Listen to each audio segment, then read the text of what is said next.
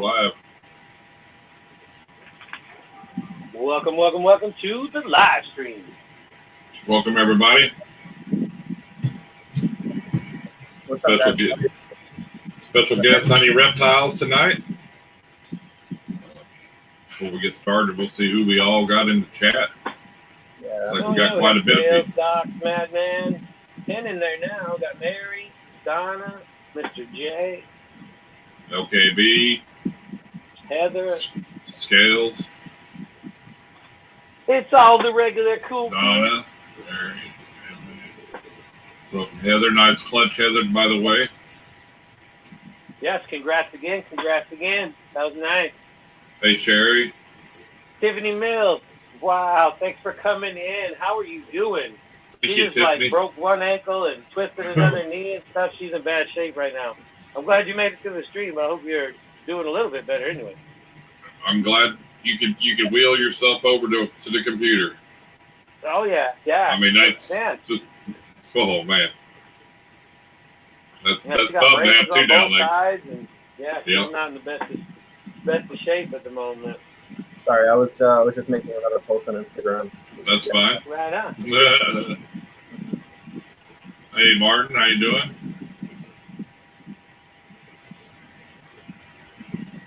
Thank you, thank you, thank you. Sweet. All right, hey Jason, everybody's saying hi. Got Justin doing links. Thank you so much, Justin. It's all good, popping wheelies. I can ride wheelies on a wheelchair like a madman. I had a few dirt bike accidents. I've had to sit in the wheelchair a few times. Cool. Sherry, welcome. Wheel up. Open wheelie. Yep, you gotta don't pop too big of wheelies, and then you end up getting hurt again. I know, that's the thing. It's always so funny because that's the only time you're really in a wheelchair to do a wheelie is when you're messed up, and that's the last time that you want to do one. But with two button legs, you'd kind of be turtled though, if you tipped over. oh yeah. She's got what, the ankle's bad and the knee right on the other side. Yeah. And then we got Hampe with the broken foot. It's just crazy. Yeah. It's them slot people. They're taking a little bit of beating, ain't they? I think the true stories are they're racing the machines is what it is. I think it sounded better way to do it, but I think they were fighting over a bar or a stool at the Some machine. old lady then clotheslined him at the 7-7 machine and bang, get out of here. What's up, TJ? Well, we're gonna 13 to 16 thumbs up. We're rolling. sit here with Hector Knight, talk with him, get his insight on his first year breeding and really coming into this hobby like a powerhouse and get his feelings and opinion on everything. Like a wildfire. We don't have sound effects, so I just got to make them myself. No sound effects. Like a wildfire. I apologize. Like I said, I was just posting a little bit more marketing on Instagram for you guys. That's fine. No problem. That's what we do. We welcome everybody first before we get into it. Yeah, we usually wait about, get a few minutes, let everybody roll kind of in first. And we are rolling. 17 thumbs up, 12 watching. Honey Reptiles link is down below. Please show him some love. Yeah, he's got an awesome 2,500 subscriber giveaway. I'm sure anybody in here is probably subscribed to him, or most of you are. I know I was all trying to be funny on my post the other day. Nobody laughed at us. What was that? I was like, what was it? Oh, come on, Kamal. This guy's got the hottest snake giveaway around or something like that. It was clever, but I appreciate that. But nobody ever looks at my community tab. I think I post too much crap on there. People hate it anyway, so nobody looks. Well, I mean, I don't go to your channel, look at it. It usually pops up in my, YouTube, but it don't always pop up, the same thing all the time. What's up, Gomez? Gomez Python.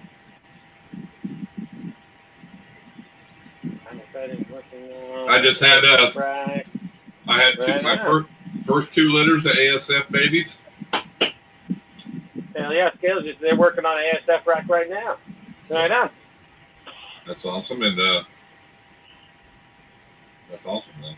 Yeah, they're cute little things, huh?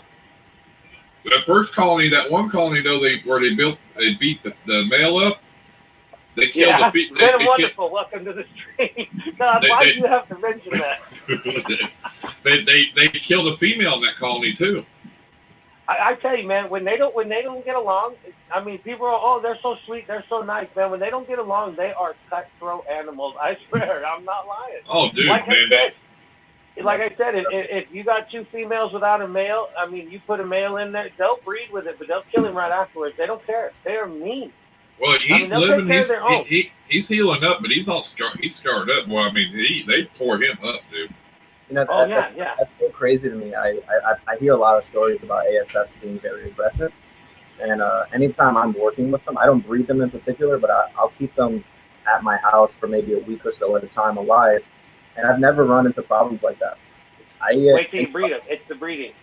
I like to experiment, so I've also heard that you can't keep regular rats with ASFs, but I get a shipment once a week usually, and I keep all my males ASFs, and I alternate with my females, as you guys know. 1 week I'll do ASF, the other one I'll do regular rats, and usually they bolt them together in a box, and I have no problem. I've even just recently I was telling a friend of mine I had one female rat. She was an adult with a male and a female ASF, and the male ASF will continuously mount the female rat. Like, you know, they're busy. He's just mounting her. And I thought that was so weird. I expected them to like tear each other apart, but I haven't. Well, see, I put one of the ASF rats in with my mice because I have one female. She's stubborn. She only likes mice. So I put an ASF in there the night before I feed her, and then the mice, they're all over. Because I throw it in the male bin where then they don't fight with the females. And the males are all over the African software rat. They're all over it. But you probably won't have any aggression when they're like that because they're getting all put into one situation. As soon as they get colonized and breed, that's when the anger comes out when you mess with them. Well, I mean, you can have nice ones. I'm not lying, but but if you reach in there and they're having babies and they don't want you in there, they will let you know. You know what I mean? I can reach in there and pet them and everything, even in that one colony. But you know, they tore the male up and they killed that one female. But you still reach in there like, hey, ain't nothing, no big deal. But I mean, I don't know. They're a unique animal. Like I said, they take care of their own first, and they're just really, they're crazy. And thank you guys for having me. I really appreciate that. Well, we appreciate you coming on. We appreciate you being here. Definitely. I was thinking maybe a couple of weeks ago that you guys should maybe have a separate channel that you dedicate to this. So a lot of people are trying to do these sort of interviews now, but I feel like this is my opinion. Out of everyone else trying to do it, I think you guys are the most consistent, and I like your approach to it as well. Most people, you know, they go after the big names and try to race to get them. You guys start with your own and everybody else on RSA level, and I think a lot of people appreciate that. I do for sure. So in terms of consistency and how much you guys like actually do it, you guys are doing like 3-4 episodes a week sometimes. I was thinking you guys might as well just maybe with a little bit more structure, set up your own separate page, your own separate channel. You guys, have together, because I think what you guys are doing is awesome. And out of all the podcasts and whatnot that I watch when it comes to reptiles and interviews and stuff, I typically only watch yours. I think it's really cool that you guys talk to everybody and not just go after the guys who are on top, And you guys aren't posting once a month or once every couple of months. You guys are doing it consistently. So I think you guys are on something special. And you guys get tons of watch time, I would imagine. With just 10 people for an hour, that's a shitload of watch time. So I think you guys would be pretty successful with that. That's just my opinion. I was thinking about that recently. I would definitely do something like that if I could devote that kind of time, but I can't, unfortunately. But when we started a lot of this, it was when we started a lot of this, it was to get working on his watch time. Yeah. I mean, I've been thinking about that recently. I'm like, shit, my subscribers grow, but my watch time, because it resets after a year, so my watch time goes the needles back and forth, and I'm like, I just need to do 2 or 3 lives and just max it out, But Because I think in the last almost 60 days, I've got almost 1,000 hours of watch time. That's insane. That's crazy. Yeah, And that's letting him do live stream too. You know, not me just doing them all the time because we split it. You know, so. Well, basically, you do one, you do two, and I do one, and then I have my own Tuesday thing. Yeah. So my last video in particular, I think we got about 2,500 views. I think our watch time is maybe a couple hundred hours at the tops, maybe. You got 1,000. That's insane. Yeah, but that's, you know, if you're getting that many views on one video and you put out two videos a week, you know, you would have that time pretty quick too, because you've got, you know, I mean, I don't have 1,000 subscribers, but that'll come along with it easily, you know, compared to the watch time, you know. You want me to help you fix it in your videos? Because, you know, I mean, everybody's going to support you no matter what because of what you do. So they're going to get their name out there and make a comment. That doesn't mean they're going to watch the video. That's going to be the hard spot. If you trick them and put something in the video that they have to watch the video to find out, your watch time will go up dramatically. I've been considering that too. Like, you know, if you find this. Well, I mean, you got to think about it. If it's all about the giveaway, they're not going to watch your video. I know, but that's why I do the loyalty giveaways. I think it's really important. Of course, you need to do the giveaways to bring in new people. But I think it's cool to really target the people who support you. Yeah, and you've done them before you even had near 1,000 subscribers. So I mean, you were doing them just without even. He do a giveaway just for loyalty, not even for subscribers. You know what I mean? So, that's how it initially started. I really appreciated all the love I was getting. So I just wanted to give back to the people who were there from the beginning. Like Chris, you were there from like day one, I think. Yep. Like Heather was, and that's how she referred you. We went over and watched you. It's been ever since you had your first video. So yeah, that video, you know, I go back to the old videos and I'm like, wow, this shit is cringy. You know, just watching, you know, how you start off in front of camera initially to how you like develop yourself. It's that video did great though. I think we got like 20,000 views. So that was a good first video to put on YouTube for sure. Well, I mean, who doesn't want to watch a video on a $6,000 Monarch? I mean, come on. That's what I thought. That's the thing. People love unboxing videos. But you don't understand. I mean, I talked to Hector, you know, text him and stuff, and he knows how long. He knows how long I've been looking at the Monarch for probably 3 years, dude. I've seen it, and I know how he's been in the project, and it really didn't blow up until he made that video and started talking about the Monarch. It become a popular gene. I'm telling you, he blew that gene up because there wasn't too many people working with it. I can tell you, I when I first started looking at the Monarch, I knew how many pages. There was one page of Monarch, and it was by the guy in Oklahoma City that started. Yeah, Rance. That was the only one. Yeah. Yes, and now ever since he started getting into it, and everybody started watching, they got into that Monarch, and now you see 2 or 3 pages of Monarch gene. Yeah, so somebody's hyping it up. They got to get in there so they don't miss out. You know, that was a big mistake of mine because now everyone's buying Monarchs and I don't have any to offer, so I advertise for everyone except myself. I should have held off on that, but it was really cool. You know, I've spoken to Rance, which was the founder of Monarch, as well as I forget his name. There's another guy who's pretty big in Monarch. What's his name? Older gentleman, glasses, big mustache. Tom Harbin. Tom Harbin, yeah.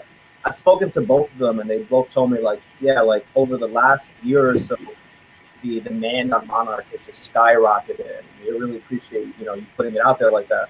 Because a lot of new people got introduced to the gene after that video. It went relatively viral in the community. Like I said, 20,000 views on it, pretty fast. So it was definitely helpful for the Monarch for sure. And just think, it was all because he was looking at a monsoon. Yeah, wild. For those of you who don't know the story, I wanted to really invest in a big project because I thought if I started off strong, it would be a good marketing tool to start propelling myself forward. And I was looking at something big. I think I wanted to invest around 10K or something like that. And I saw the monsoon, and there was like 4 available. And and I was like, shit, this snake cost $16,000. That's wild. And Damn. it took me like 2 weeks. I was thinking about it a lot, and I would like all night I'd be thinking about this animal to the point that I was like, I'm getting it, and that's it. I already started making plans. I started buying other animals for the monsoon that I wanted to mix, and I was really early in ball pythons at that time. So I offered the guy everything I had. I was like, listen, I'm keeping it honest. I'm going to offer you everything I have to invest. That's $10,000.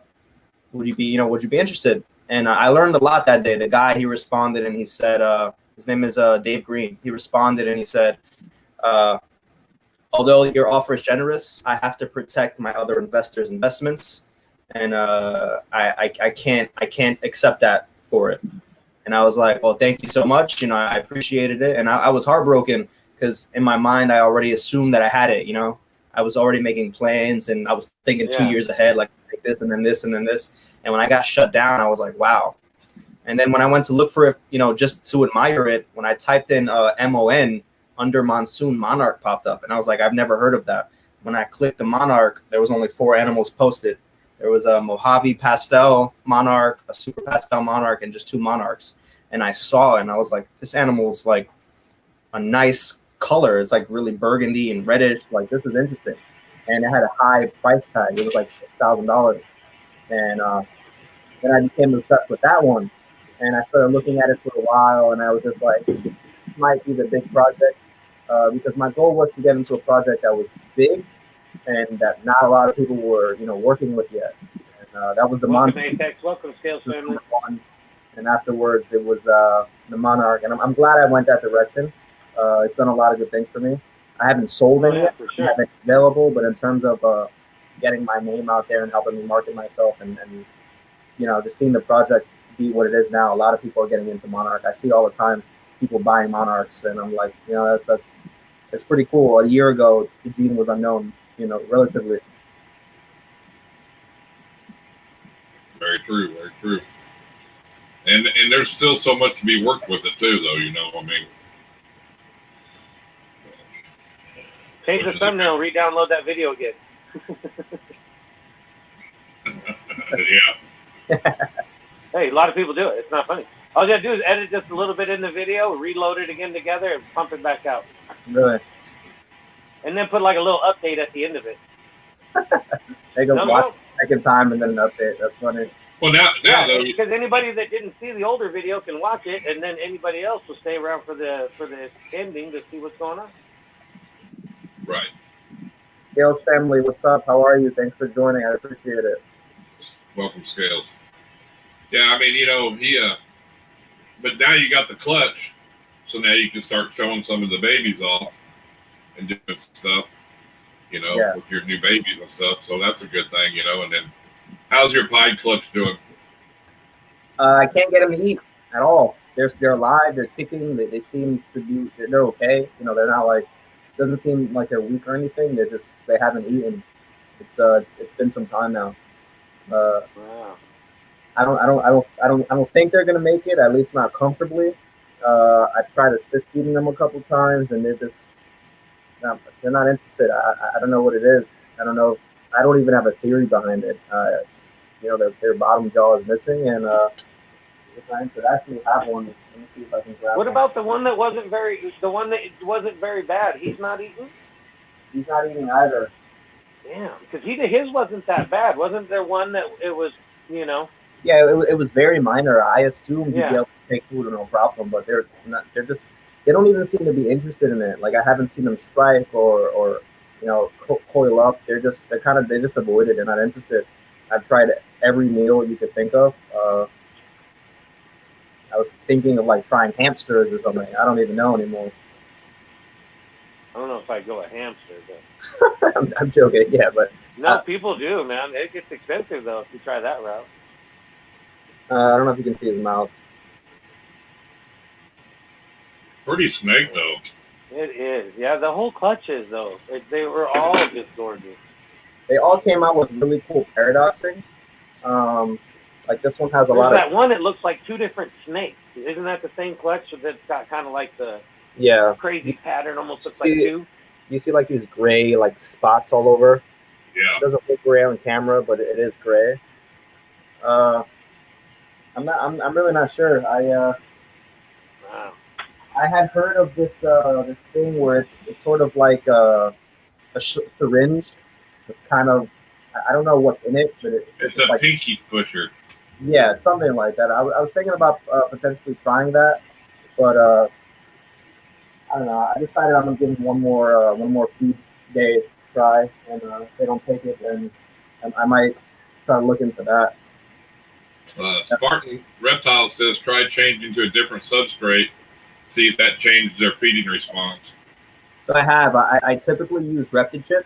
Uh, I put them on paper towel, didn't make a difference. I also tried Reptile Prime, didn't make a difference. I've tried a lot. Like I've been working with them a lot, and it's not working out. It's unfortunate too. It's such a nice clutch. It is shitty, yeah. Everything about it was perfect. The odds were great. They're all female, believe it or not. They're all past het ghosts. It's just like it's such a good clutch, and it's a real bummer for sure.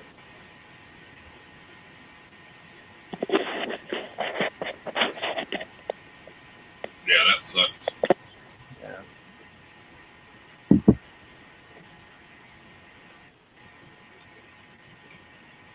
I look down, there's a bunch of people. Hit the thumbs up. Thanks so much for hitting the thumbs up. Yeah, that was just crazy. But on the good side, here we have a super pastel desert ghost. This one just hatched. I mean, this one just shed today. Beautiful. Man, that's Obviously, this crappy camera quality won't do justice, but they're so pretty. And for those of you who have desert ghosts, know as it ages, they say that about a lot of genes. Like as it ages, it gets better, and sometimes it's questionable. But with the desert ghosts, it's literally like it's a fact. Like as they age, they just get brighter and brighter and brighter. And there's so and much. that's out of the giveaway clutch? Yeah, so what we're doing is there was a total of 5. I'm keeping 2 because I think that there's something special in the mother's bloodline. So I'm keeping 2, and we have 3 available. So two will be sold, and whichever one is left will be the giveaway one.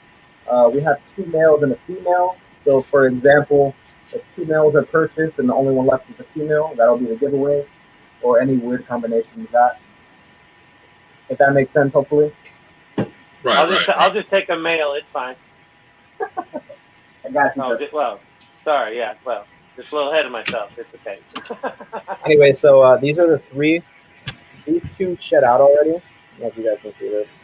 Yeah. These 2 shed out. This one is currently in shed. But yeah, so we're gonna in about a couple weeks, we're gonna post all 3 of them up. We're doing we have a few animals available. We're waiting a couple more weeks until we can just launch everything in one shot. So we'll have maybe 15 or 20 snakes available within about 3 weeks.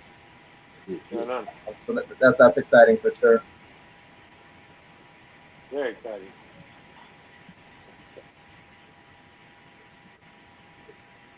Grab your balls. Welcome. What's up, people? We're checking out Hector's balls.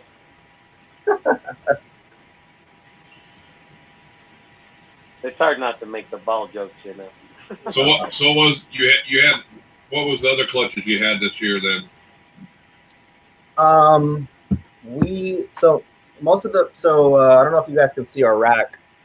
We have 2 hatchling racks, one on the bottom, one up top, and most of the stuff we have are holdbacks. I really started working with a lot of double recessive stuff. But then I also had a few clutches that I know I could let some things go just to try to start replenishing something back, you know. And so what we have is a super pastel desert ghost bred to a pastel het monarch. So out of that clutch, everything is pastel or super pastel. Everything is het desert ghost. Everything is past het monarch. Luckily, and this is just me thinking about odds, out of all 6 eggs, only 1 was super pastel. That means 5 of them are pastel because of the father. That means the mom did not pass her 1 pastel gene, which by odds gives it a higher chance of her passing on the het monarchy, if that makes sense. I hope you guys are following with that.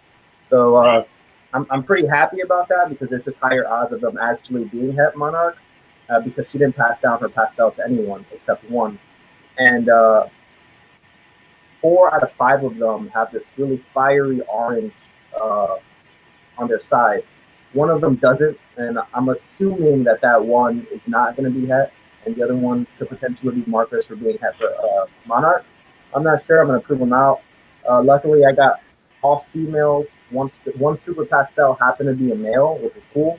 The rest of them are females, minus one that I'm iffy on the sex about. We spoke about that at Irondogg. I'm really not sure 100%. We'll see though, right? So we have that, and then we have a triple het clutch, which was a pied het ghost to another pastel het monarch. So everything is het pied, and everything is pas double het for ghost and monarch. Those were our main clutches that we wanted to hold back. We also have this bamboo girl back here that's scheduled to lay eggs every day. She's a bamboo het desert ghost. She was paired to a super pastel desert ghost. So our best animal out of this would be a bamboo pastel desert ghost. There's one guy who's made them before. He's in Germany, and I've seen them. I've shown them off in a few videos, like photos of it. Beautiful. One of the nicest snakes I've ever seen. So I'm praying that this one goes fine because I really want a bamboo desert ghost so bad. Besides that, the rest of the clutches were just to try to start recouping things back, more or less. So we have that pie clutch, the shark jaw that went totally wrong. We have this super pastel desert ghost clutch. And we have this really, really cool clutch. It's probably my favorite of the year.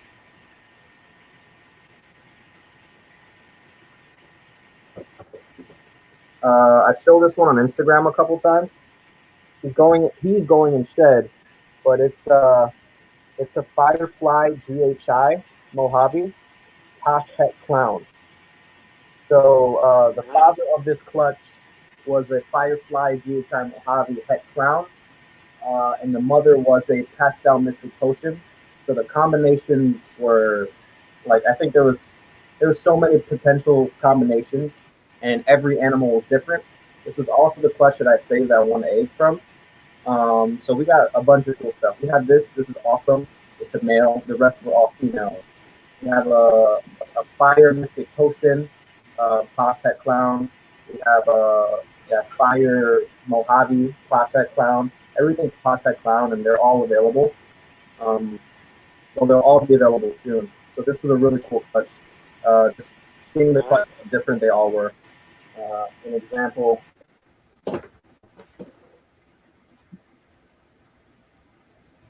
Like these are siblings. You got the nice dark GHI Mojave, and then you have the Mystic Potion. I believe it's a Fire Mystic Potion. Can't see them too good. Not good lighting here right now, but just how different they all came out was really, really cool to me. Yeah, nice. Real nice.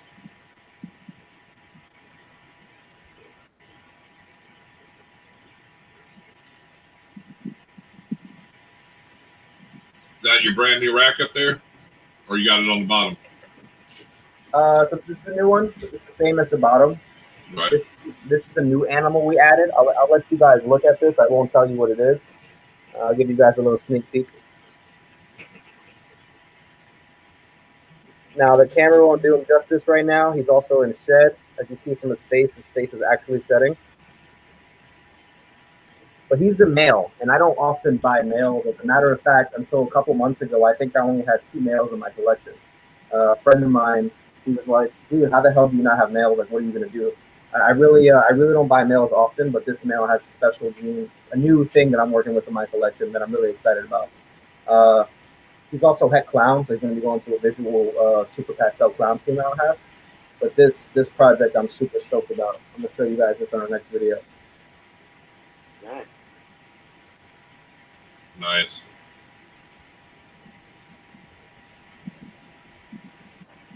Jose in the chat. What is it, Jose? You can tell me. Did he say he knows what it is? I don't know. He might. He's over there a lot. So Wiz Constrictors. I appreciate that. I'm gonna have some visual desert goats available in a couple of weeks, man. If you're interested, I appreciate that. Just telling people what I got.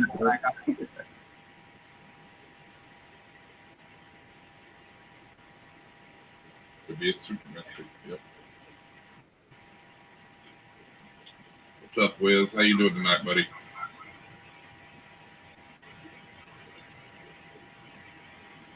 Martin's North. You said I have what I believe is a mystic potion, but only because I was told that's what she was. She continues to get darker with each day. Well, I can show you what a hatchling mystic potion looks like, and then I can show you the mother, so you can try to see. They do darken a lot. They get gray. They go from being purple to gray. I'll actually show you right now. So this is the daughter of the female that I was going to show you. Get some brighter light. So if you see, she's very pink with faint patterning, pink and purple. She's also in shed, so she's darker, but she's a really nice pink. And then I'll show you her mom.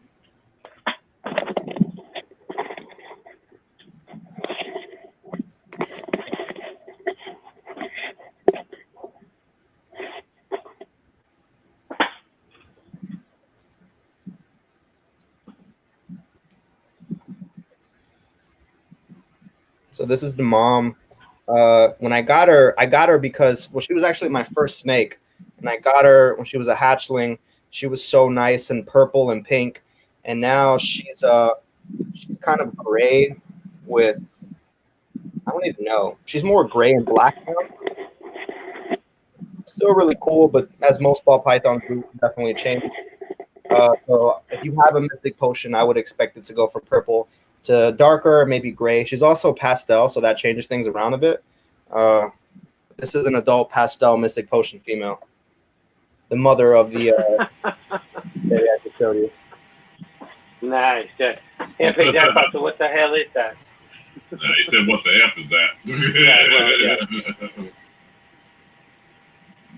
What was that? Campaign jackpot. He goes, "What the F is that?" he's not a snake guy, but he loves supporting the reptile industry, so he hangs out with it. Okay. Yeah. Every time we pull out a snake, he gets a little jumpy. Yeah, it's a big difference. When I see photos of her when she was little, it's wild how she's changed so much. Still beautiful. I love her. She was the snake that got me into this, so I can't complain. Does Campaign have any nightmares after visiting us? I'm sure he does.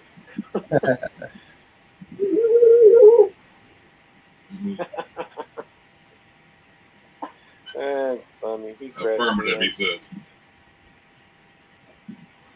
Yeah, the head pie stuff. Yeah.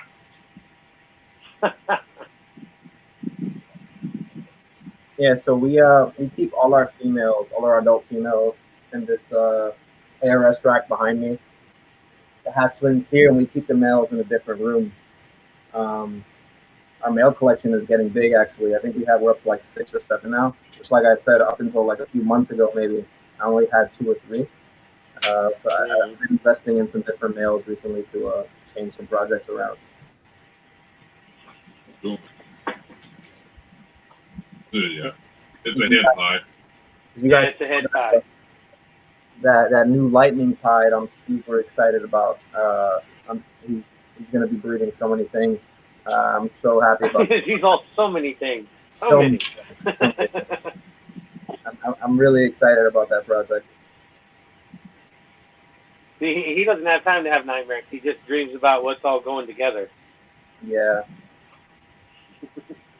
You know, I was talking to somebody the other day. Like, I plan out like years ahead of time, like what I'm gonna be doing. So like, when I get an animal, I know how long that animal will be in my collection. I know when I'll be letting go of it.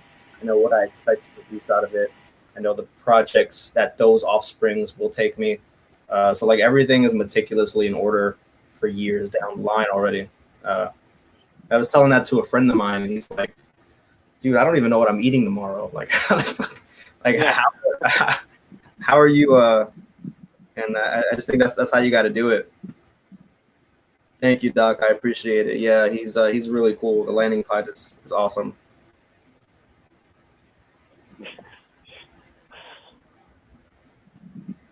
That handpick cracks me up. You said, "Am I a professional snake wrangler?" That is hilarious.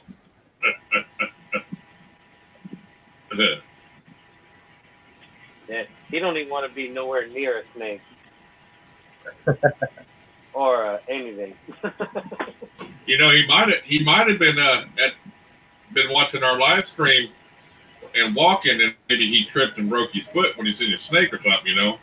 I'm still thinking an old lady took him out at the machine. He was going for his favorite machine, and some lady seen him and took him out with a clothesline.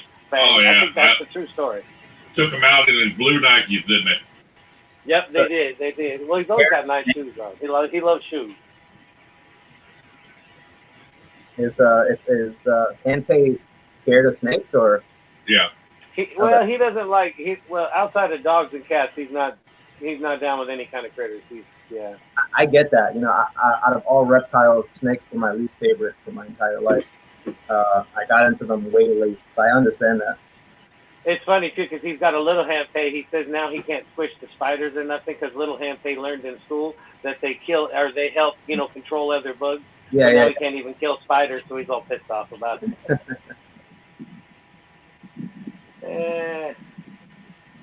funny. Yeah, them blue hairs are crazy at the casino. Yeah, they'll take you out.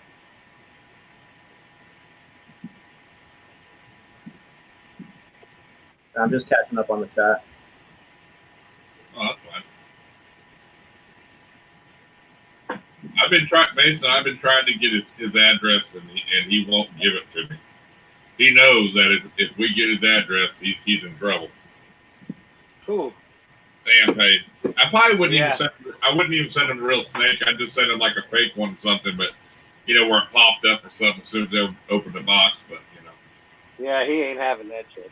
He probably packed it. He probably pulls something out and he gets that away from me. Those exotics. I appreciate your last comment. You said that the video where I saved the moldy egg was the coolest thing you've ever seen. I really appreciate that. That's really nice of you. Back in the day, they used to go to these little stores. They sell you a little packet, say rattlesnake eggs in it, and you'd open it up and it'd have like a rubber band wrapped around something. It act like it was a rattle, He'd freak out if you set up something like that. I keep telling him if he keeps hanging out, he's gonna want something sooner or later. See, it depends on how little Handpay is. See, eventually he's gonna be all like, "Yeah, I'll give me a snake," Oh yeah. Oh yeah. Yeah, only us older people remember that, I think. Because I seen she went and bought one, and she got home and she pulled it out, and she's like, "What is this?" And I had to tell her. I said, "Well, back in the day, they wrapped it up, and it sounded like a rattle, Yeah, my brother used to make those all the time to scare people. Yeah. What got you guys into doing this? Like, I feel like you guys you do these lives more frequently now than you were before, especially bringing on different guests and stuff like that. Like, how did that originate? Why did you guys start that? It's just basically just hanging out when I was doing the Tuesday chats. I can't remember. We seen somebody was trying the StreamYard thing, and then we just kind of talked about it in a couple streams, and we're all like, "Man, we need to try that one of these days." And then we both loaded it up, and we tried it a couple times, and bang, we've been rolling them out ever since. We were. It is Tuesday hangouts. People would come in and ask questions if they had to about it, a situation or whatever. And we tried to answer it, if we could, if they had a problem while it's cleaning. And the only way you could use StreamYard back then was through the computer. You couldn't use it on cell phone. And then they finally released it on cell phone. As soon as they did, me and Justin tested it out one night. Yeah. Ever since we've been rolling. So, and we decided that. we decided we wanted to showcase more of the smaller breeders, you know, because everybody focuses on everybody that's, you know, they want JKR and Miguel and all the people. That's not what we're about. We want everybody. You don't even have to be a breeder. You just be a keeper or just somebody. If somebody has got enough questions, they can come on live and ask questions if they want. There's more to get people together and like even now, if somebody could, you know, if somebody finds the chat and they have a snake question, they can come on and look at the people that are in there that could be able to answer their, you know, their questions. So it's like almost, you know, it's just hopefully people will get onto it and, you know, use it more. And it helps everybody. You know, we want everybody's channel to grow. You know, we'd like to see everybody at 1,000. You know, but I mean, we help get their name out, and you know, it's nice to showcase what they got, their animals, because it's hard sometimes as a smaller breeder trying to sell something if nobody don't know who you are. You know, but you know, we want to make it a positive experience too, and that's what it's all about. So, well, yeah. That's what I think. Yeah, I think that's really cool about you guys. But you don't care, you know, what level you are or what's your status. It's open to everyone. I think that's a really cool concept. And it's definitely. Why didn't somebody say something? yeah, We've been on almost an hour, and I haven't even been rolling my sign yet or nothing. Oh, I didn't even know somebody. But I mean, it's too, you know, like we'll have open chats where people can just join in for 5-10 minutes, a half hour, whatever, you know. Oh, yeah. That's the nights, like if we do an open chat, anybody can join, you know, and that's what's nice about it. You know, because if you did have somebody bigger on here, I'd throw a link in there. And if they had a question, I'd let them come on and ask the person right there, you know, come on the live, ask them themselves, you know. Yeah. Because nobody does that, you know what I mean? Yeah, exactly. Basically just building a bigger and bigger community that's all going to support each other, hopefully. Yeah. You know, it's like the more support we can get from our, you know, reptile people that are going to be interested in our stuff, or at least like reptiles, then it's better for each one of our channels. And it don't cost nothing to hit the subscribe button, man, you know. I mean, free. The big time breeders, they want you to hit their subscribe button, their kids subscribe button, their second and third channel, and then they can't even hit yours back. And I feel that. I feel that. It don't cost nothing. I don't care if they watch my video, but it don't cost nothing, dude. You know what I mean? But yeah. I don't care anyway. I know the people that subscribe to my channel are my loyal subscribers, and that means more to me than 10,000 subscribers, honestly. Well, that's the thing. I'm the same way with that. I really just appreciate the people I know are there to be there, you know. So I totally get you, and I know what you mean about, you know, once you hit a certain level, it's almost as if you forget to support everyone who got you there, you know. So like when I'm on Instagram, I have a very I don't do social media before I started this, no Facebook, no Instagram. Like I don't have any personal accounts.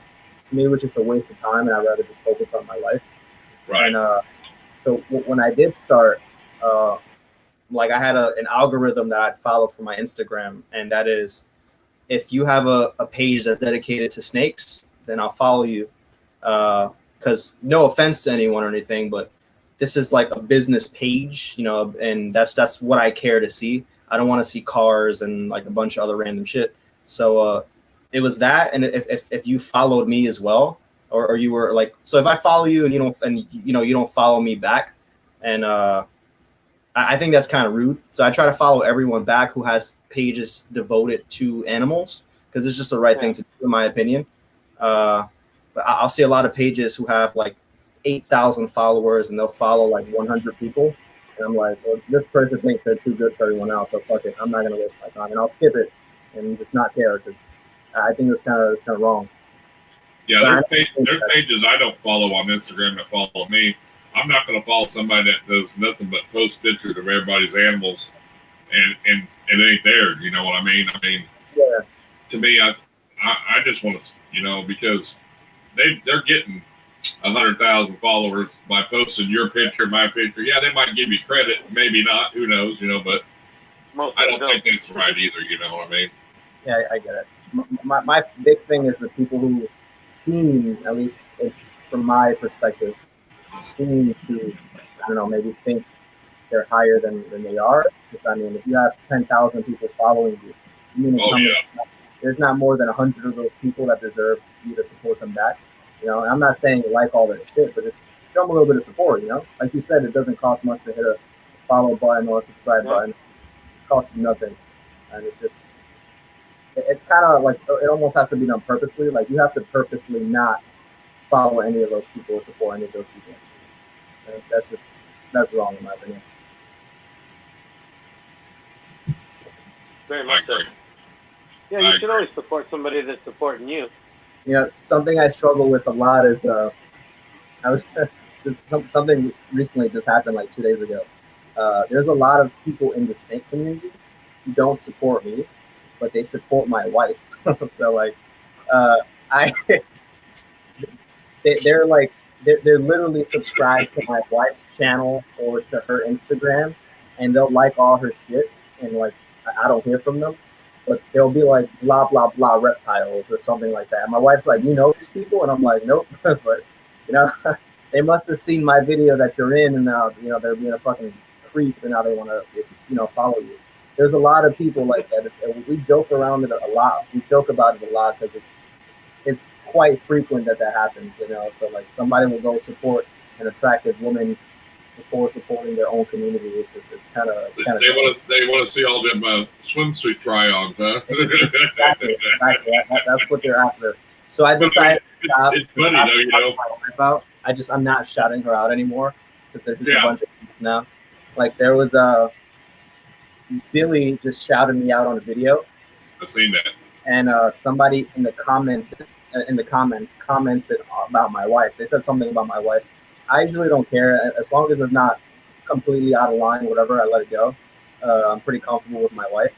But one of my supporters responded to him saying something like, "You should have more respect for Hector and his wife." Blah blah blah. Exactly. Like somebody just came to our defense, and I appreciated that. So I told him, like, you know, I really appreciate that, Thomas. And then this guy responded, and he just, you know, went crazy. He's like, this guy doesn't appreciate how good his wife is, and just a bunch of crazy stuff. And I'm like, dude, you don't even know us. What are you even saying? Yeah. Those are those kind of creeps who end up, you know, following and, you know, stalking your wife and not looking at your snakes. Right. Unfortunately. You see what Heather said, didn't you? Yeah, I saw Heather. She's funny. But you know, when you did a chat out on your channel early on, and I subscribed to her because you were trying to get her to a goal, but I just never really. I'm not one to watch videos like that because number one, I don't care about the makeup and you know all that shit. But I mean, I don't watch this stuff either. I get it. But it's just that I think it is really disrespectful and rude. You know, I mean, in my opinion, because I mean, I don't know. I don't know. I wasn't raised like that. You know what I'm saying? I mean, yeah, I'm the same way. Some people just have no decency, and it's like there's no shame involved. Like they'll publicly, like I'm telling you, like she gets more snake people who watch her story than regular people. And sometimes it seems like that anyway, and it's wild. It just doesn't make sense to me. Yeah, but, yeah. I mean, yeah. The creepy snake people. I guess I'll take it as a compliment. There you go.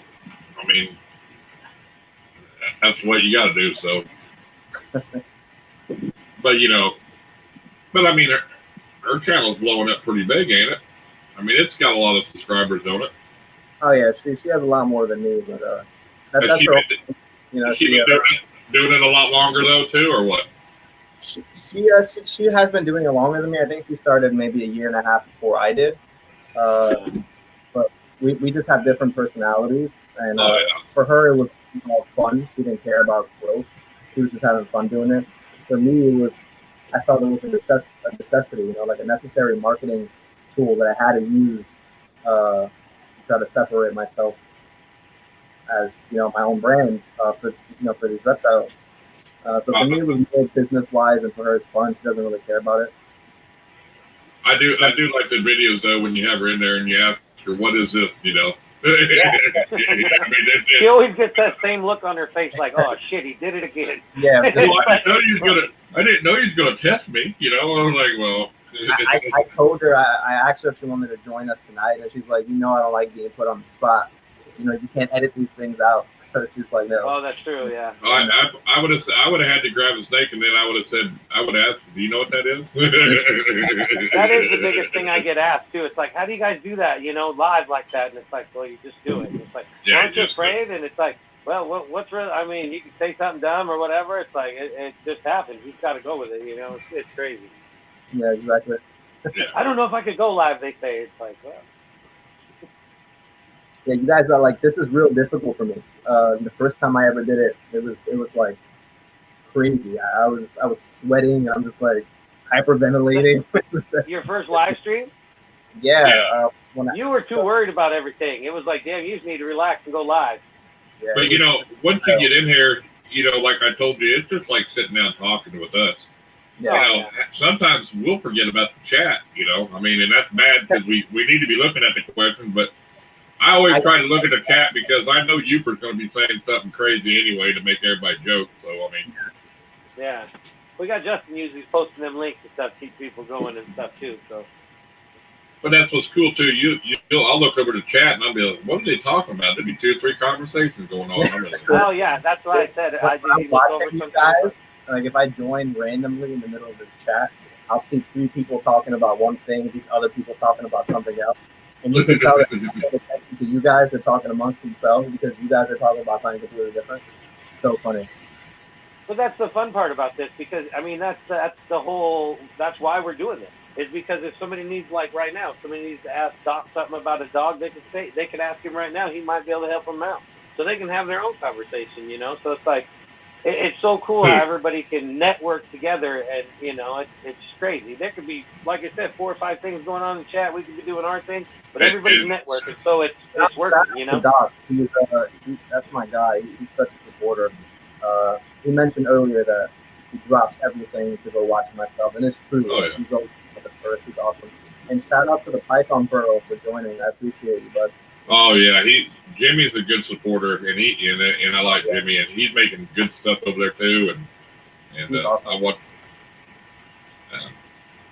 He had a great giveaway last year, and I can't believe that man didn't crush it by 1,500, 2,000 subscribers, dude. Man, I don't understand it.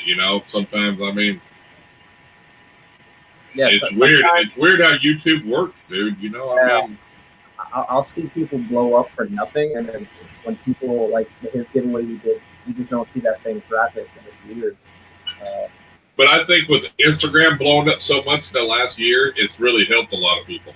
To me, Oh yeah. I struggle with it because, like I said, I don't care for social media. I log on to YouTube and Instagram maybe once a week.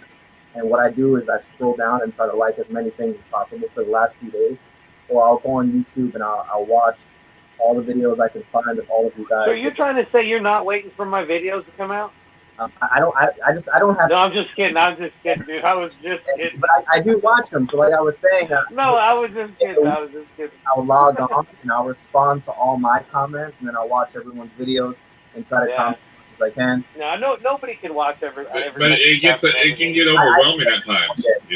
It does. I mean, but I don't ever click on a video that I don't watch from start to finish.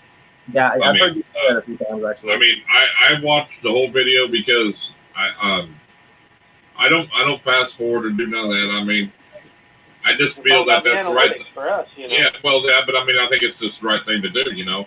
Yeah. I mean, and there's people that'll throw stuff in a video, and if you don't watch it, hey, you're out of luck. Yeah. I mean, they'll throw giveaways, all kinds of stuff. I'd rather have 10 people fully watch my video than 1,000 people just click on it. Yeah. Because especially on a giveaway video, there's going to be somebody they'll try to find what they got to do to enter. You know what I'm saying?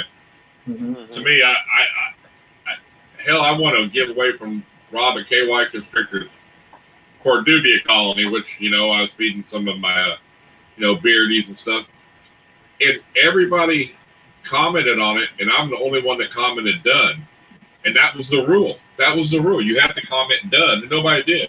And I'm like, because you didn't pay, you have to pay attention. But I mean, it's so funny to me. I think I've commented on a few things regarding you, Chris. I think you have the record for like the most shit won in giveaways. because He does. He does.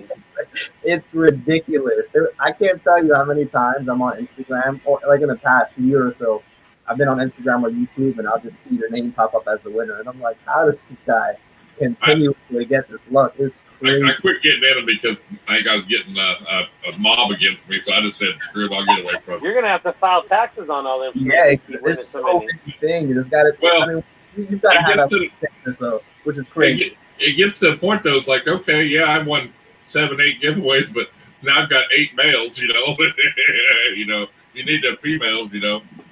Yeah, exactly. I mean, the one I was really surprised I won was I won that one from.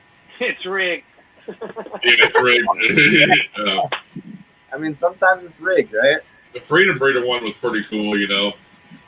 But I won that through Facebook because I did his Instagram, YouTube, and Facebook, you know. But I don't know. It's like when I heard your name, I was like, "That fucker!" I was so many people know you, Chris, because you win so much shit.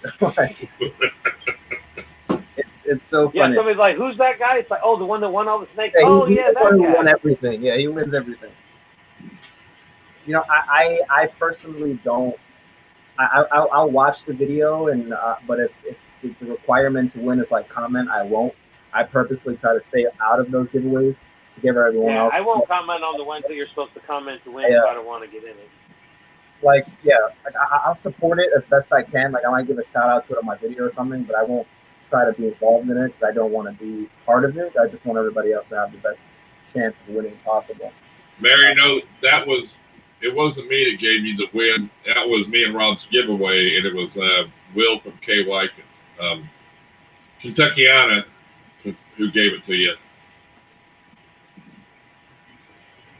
But all the ones I want to win, I never win. You know, like the Desert Ghost ones and stuff like that, the big ones. You know, big ones. Yeah. But I still got one I haven't even claimed yet.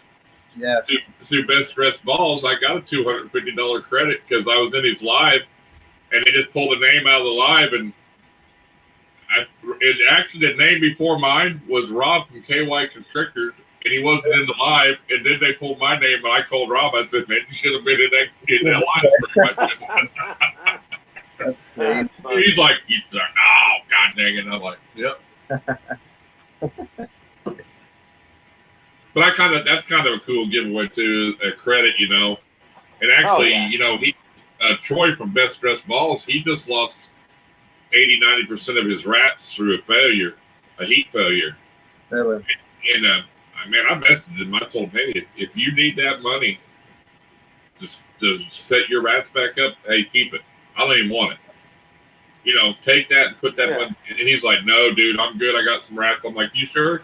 I don't want it. You know, you can have it, because I just felt that was the right thing to do. Hey, well, yeah, go spend it back on your rats. And he's like, no, you want it. And I had a couple breeders give me a bunch of rats, and I appreciate it. He goes, I appreciate it, man. People don't do that. I go, well, that's what we're supposed to do, you know. Yeah. I don't know, you know. So I just think that's, you know, you know, and you know, like with even with Freedom Breeder, that was supposed to be a female. And Jimmy from Ball Life messaged me, dude, I popped, it was a male. I'm like, he goes, do you want something else? I said, no. I said, dude, it's a free snake. Why should I complain? He goes, well, a lot of people do. I go, why? Why are you people complain the most is when it's you know?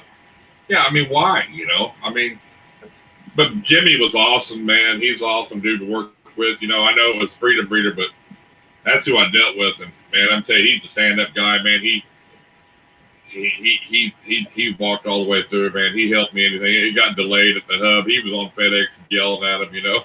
I mean, but you know, he was great. You know, he kept steady contact. I mean, it was 9 o'clock here, and he was still contacting me. It was only 7 in California, but I mean, awesome dude, awesome dude. You know. Wow. And that's good stuff, you know. I mean, you know, that happened. You know, I sent KY a snake, and FedEx lost it. I don't know if you guys knew about that. Yeah. So, I sent it out, and it was supposed to get there the next day, like they normally do. And I wake up and I see a few calls from Rob, and he's like, "Dude, they're saying that they don't know where the snake is." So I track it, and it's like it's been dropped off. It still said it was dropped off from where it was yesterday, which is in New York, where I am. I'm like, what the fuck? So I called them. I go down there. We try to figure it out. After hours of calling back and forth, me and him, they finally figured out that they just forgot to take the snake from the facility it was at, and it was still there going out. So it took an extra day to get there. It was a date there. It was crazy. But we spent the whole day talking to Well, yeah, that's the last order in the world you want to hear. Oh, we can't find it. Yeah, you know. What? It's like it's alive, man. You It's can't alive. lose it. No, Well, it could be on the other side. Flip thing is that you could get a snake in the mail you weren't even expecting to get, especially a retake from Bob Clark. that happened. You know, like, what the hell? And most people, wouldn't even contact. You know that most people wouldn't even contact that guy. I mean, most of I mean, unless you're honest person, you would. But I mean, yeah, I know what you mean. It was a retake. I just that was the craziest thing that's happened to me. I get a phone call. It's FedEx. They're like, "Hey, your animal's been here for 3 days. If you don't come pick it up, we're sending it back." And I'm like, "What? I didn't order anything." So I run to FedEx.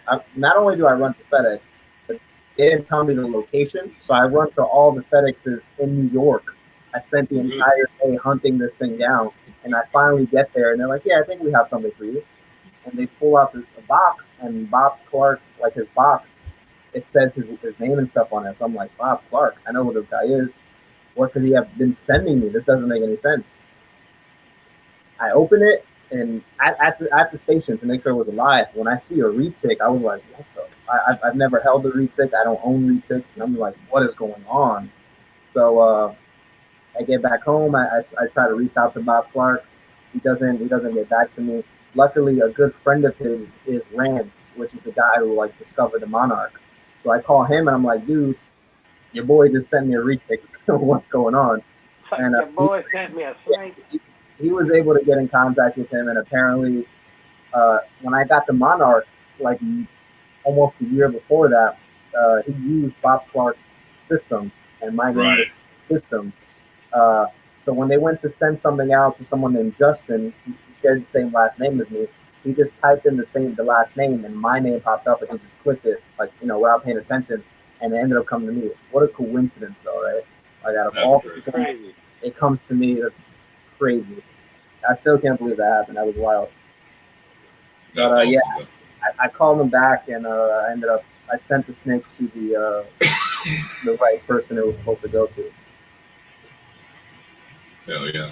Now, your buddy there, is it Monarch Bulbs? What his is called? Yeah, but he's done. I wondered that because I didn't see nothing from him. You know. So he you know, funny story is he didn't have too many things. He had one adult visual monarch, and he had a few hets, and he was only producing a few a year, and he kept that going for a few years, but he wasn't working with any of the projects. That was his last, just, you know, like closet business he had going on. And after the popular demand for monarch skyrocketed over this last year or so, somebody reached out to him and bought out whatever he had. So there's a new couple. I don't know who they are. This is just what he told me. There's a new couple somewhere in New Mexico who bought out whatever he had. He had one visual and a couple hats or something else. And so he's completely out of the game. He's a firefighter, and his dream was to be I knew he was a firefighter, and that's why I wondered if that's what was weird, because he lives right outside Oklahoma City, you know. Yeah. So his dream was to be a pilot. So the Monarch was he was using the Monarch to save funds to pay for his license and, you know, to get all his hours. Because to be a pilot, you need to fly like 10,000 hours or something crazy like that. Maybe even more, maybe 100,000. I don't even know. There's a lot of hours that goes into it. Yeah, it's like 10,000. I think you're right. Yeah, it's crazy. So he sold off the rest, and I assume that's his project that he's working on to try to become a pilot. This is pretty cool. Yeah, it killed me, man. Every time I look at one of them monarchs when they were just one page up, and I'm like, man, he's like an hour and 15 minutes from me. I'm thinking, God, you know, I mean, I'm like, can I just go over and look at one? Yeah, can I just come look at it, you know? I mean, because, I mean, they were expensive, dude. I mean, I ain't gonna lie to you, they were high dollar, but they were beautiful. And pictures don't do them justice. If you've never No. seen one in real life, it does not, because everybody's like, oh, it looks like an ultra male. No, it don't. It doesn't look anything like, you know, and it's funny, every time I want to show her, she's in shed, but I'll show you guys anyways. They're always in shed. Always. So she's getting big too. She's around 1,000 grams, maybe a little bit more. She's obviously in deep shed, as you see through all these yellows. But it's a yellow and burgundy snake, you know, like. Yeah. And they have a real, like, I usually don't look at head stamps too much unless it's like pastel or something, because it can vary. But they have a real distinct head stamp that's always the same. Like, it's, you see anything with a monarch, look at the head, and you're gonna see like this really white, butterfly kind of thing. They also tend to have green eyes. But I love her so much. She's awesome. And yeah. I think I have a few good pictures of her on Instagram if you guys want to see her with some better colors.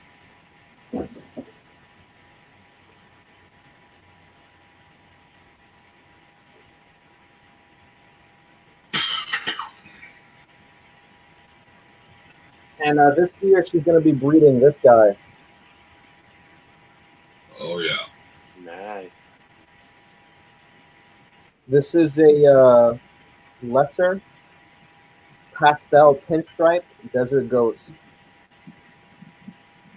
And camera doesn't do him justice, but pretty much he's a cream kind of color snake. And all these patterns that are broken up because of the pinstripe, they're pink. So cool. Gotta have that pinstripe. Gotta have that pinstripe. Yeah, I think it's really undervalued.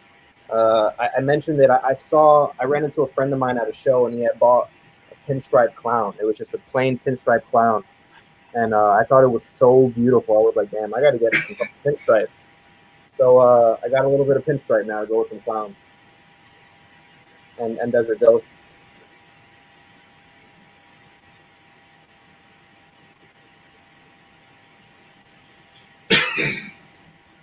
Very nice.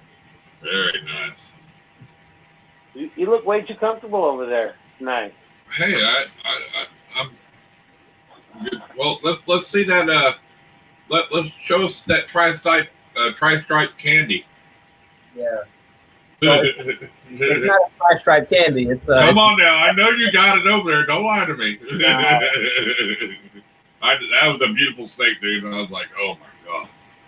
Yeah, you know, funny. He actually put one up for sale recently. Yeah, it wasn't as nice as the one he has on his page, so I was like, never, you know, I'll pass. But so again, the camera's whack. But this is a lesser fire het tri-stripe Toss het candy. Nice. And so I bought 3. They were sisters. They're all different. There's her. There's a pastel who's double het as well. And then there's a pinstripe who's also double het. So they were all from the same clutch. I've been looking at, I mean, you know, I've also been mentioning tri-stripe from the beginning as well as a project that I really thought had a lot of potential. And there was just never anything available that I saw that was interesting. And then when I saw those 3 girls go up, I was like, man, I got to jump on that. I got to get these girls. So, well, I think what they for a while there was just that albino tri-stripe or something like that was the only thing available for a long time. Yeah, exactly. And I'm not a fan of albino, so I wasn't interested in getting albino in it. Like, I'm like that. If there's one gene in the mix that I'm not interested in at all, I just won't buy the animal. Right. I wouldn't buy something that had spider in it. You know, offense to spider lovers, it's just not for me. There's a lot of weird things I don't like, and then people think I'm crazy for it, but I pass on an animal just because it has that. Orange Dream being one of the things. When I tell people that, they lose their mind. They're like, how do you not like Orange Dream? And I'm just like, I don't like it. I personally think it's overrated, and I don't buy animals with Orange Dream because I just don't want to work with it. It's so hard to buy things, and I just don't like it. JMS Fishing, thanks for coming in, man. I mean, and that's it. I mean, everybody needs to do their own thing and go their own route. Exactly. And that's what makes it great because, I mean, if everybody's working on the same thing, then it's boring. You know, I mean, we're all. Well, yeah. After a while, they just get so crazy. I mean, and you're right. I you know, there for a while, Tri-Stripe was pretty cheap. Oh yeah. I mean, the bottom fell out of it. You know. And, what was I gonna say? I remember mentioning it in a video like a long time ago. I was like, guys, look, Tri-Stripe is like $100 for a head. Buy them. And now Tri-Stripe has gone up in value. A lot more people are paying attention to it, and it's hard to find. You can't really find it. Yeah. So, I'm glad I got these 3 girls. I'll pick up a male in another year or so. That's visual. That's something that's really strong, and we'll see what we get.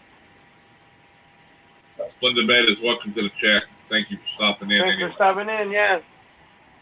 I mean, yeah, you're right. I mean, I remember that was one of your earlier videos, and actually we talked about it because you made a list of stuff you thought that was, you know, to look out for, the genes to look out for that were you think was good genes to work with, and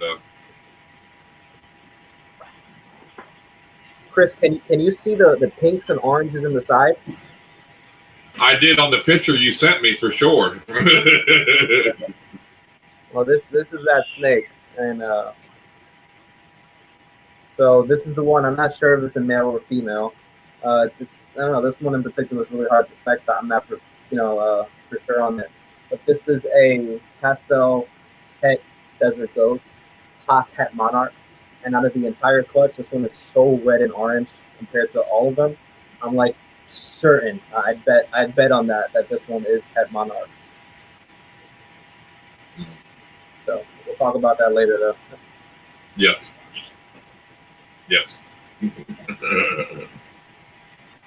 Beautiful though. Yeah, the pictures were just amazing. And yeah. I know the one you did post, I've seen some on Instagram you posted too, and they were in the natural sunlight. You could really see exactly the pinks and the oranges on it, you know, and it was really beautiful. That's my new thing when I'm doing sunlight photos, because I realize no kind of artificial lighting does as good as just bringing them outside. So now you can't beat outside lighting. It's crazy. It's wild. So do you think the pink markers are a hit for the monarch then, in your opinion? I do because just out of the whole clutch, there's only one who doesn't have it, and the others have it. But the one I just showed you has it a lot. And I've hatched other pastels this season that are hatched and stuff like that, and they're different, you know. They're just different. But I'm gonna prove it out. I can't say for certain. I've never heard of it. There's not much data to go off of with the monarch, unfortunately. And I'm gonna see, but I feel pretty confident, especially that, like I said, the mom only had 2 genes, right? She had the pastel and she was het for monarch. She didn't pass pastel to any of them. Right. So there's a really good chance that the ones that do have that fire in it are het monarch, and we'll see. Luckily, it's all female, so. That's awesome. Yeah. So how's that? How's the baby doing that you saved? Is it doing good? Stopping in, Mary. He's good. Enjoy your dinner. Sure.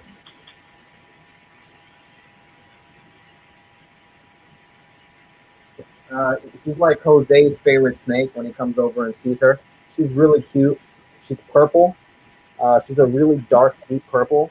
Definitely won't be able to see it. But she's a Mojave Fire. That's what I'm IDing her as. The mother was a Mystic Potion. For those of you who don't know, Mystic Potion is a Lilac. It's the Mystic and the Mojave. A Lilac being it has to pass down one of the 2 genes. So she could only be Mystic or Mojave. She's obviously Mojave, not Mystic. And the fires will really help her get that stripe. So she has a perfect unbroken stripe down her dorsal. Yes. And she's just such a deep purple. I love her so much. She's really, really nice. Cutest face. Awesome. Yeah. She hasn't eaten yet. She's kind of fragile, so I'm letting her be. I offer her food, and I feel comfortable that she's going to be okay. I'll be right back. I think she will be. And what an amazing story too, you know, to what you did. I mean, and to share that story to the world. I mean, uh, kudos to you, man, because a lot of people they wouldn't have done that. And I mean, I think you that was good information to a lot of people. You know what I'm saying? Because with if everybody going, oh, your incubator drops 2 degrees, that's why they do this. I don't believe that. You know. Um,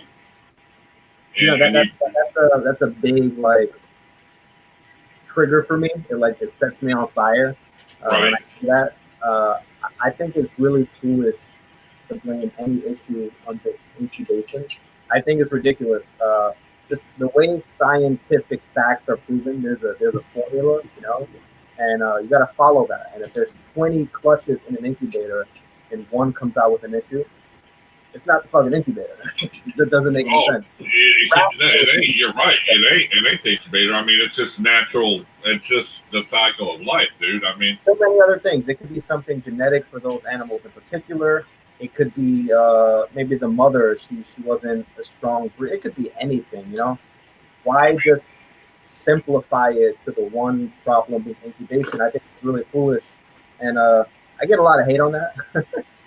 Me being so opinionated on that, but I like for it to be rational, and that's just not rational thoughts in me.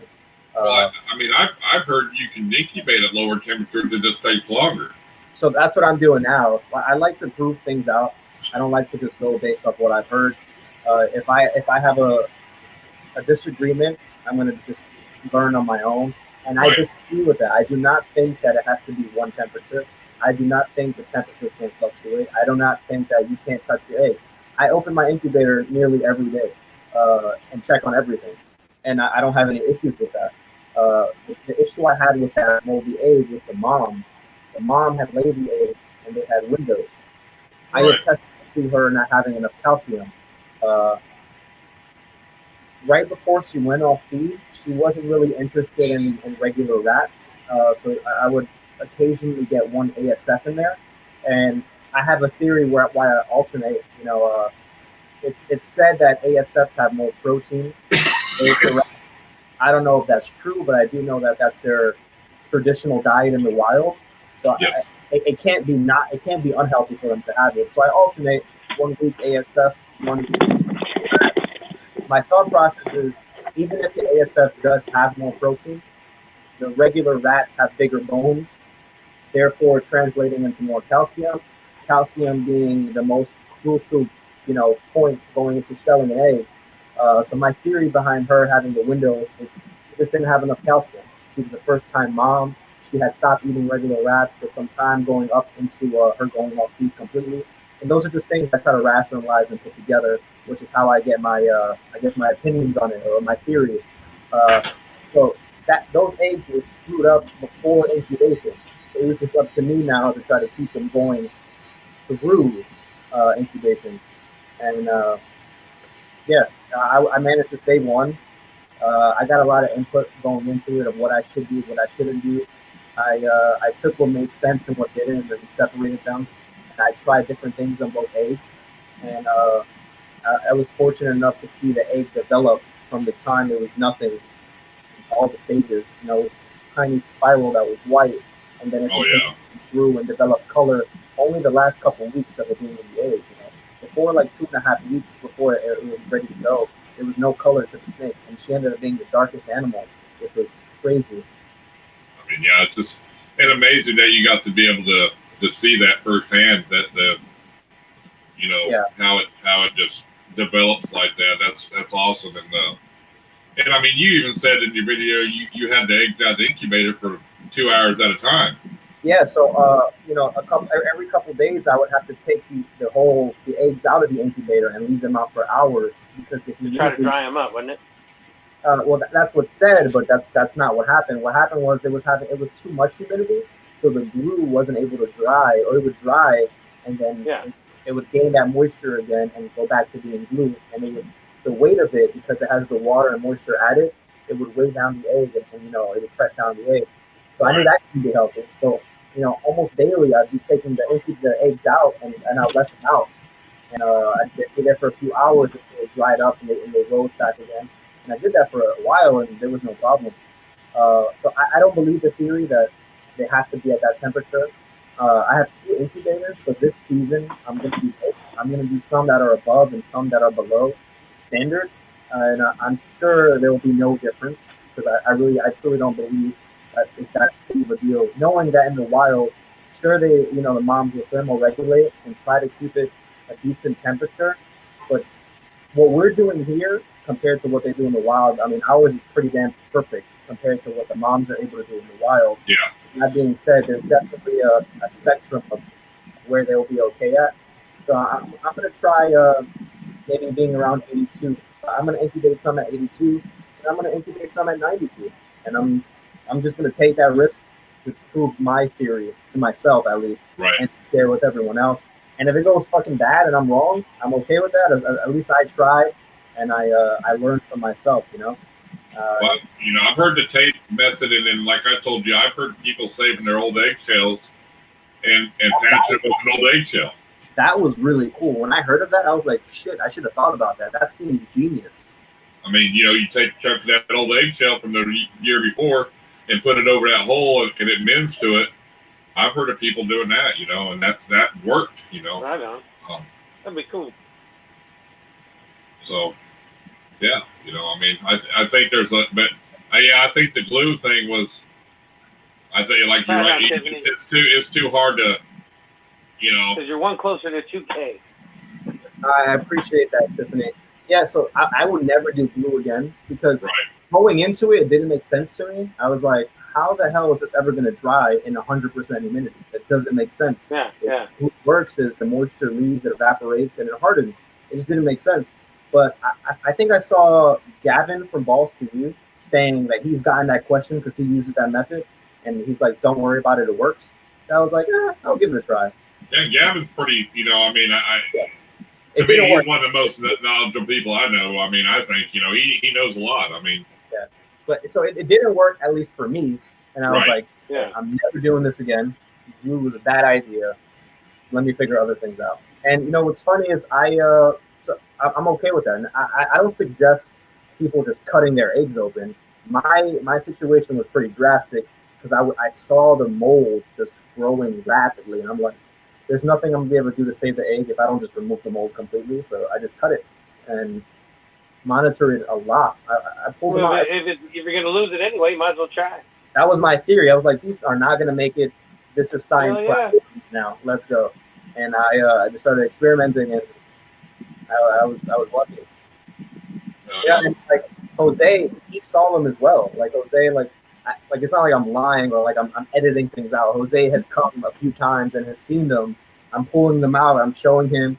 I think Pascal Constrictors as well saw them one time. I'm not 100%, but like in person, like check out. This is what I have going on, and it worked. That's awesome. Well, I mean, it is. I mean, there's a lot, because, I just see, doing a lot of research myself, and people have like separated eggs, and they put a hole in one egg and separated, what they've used, to seal them up, Yeah.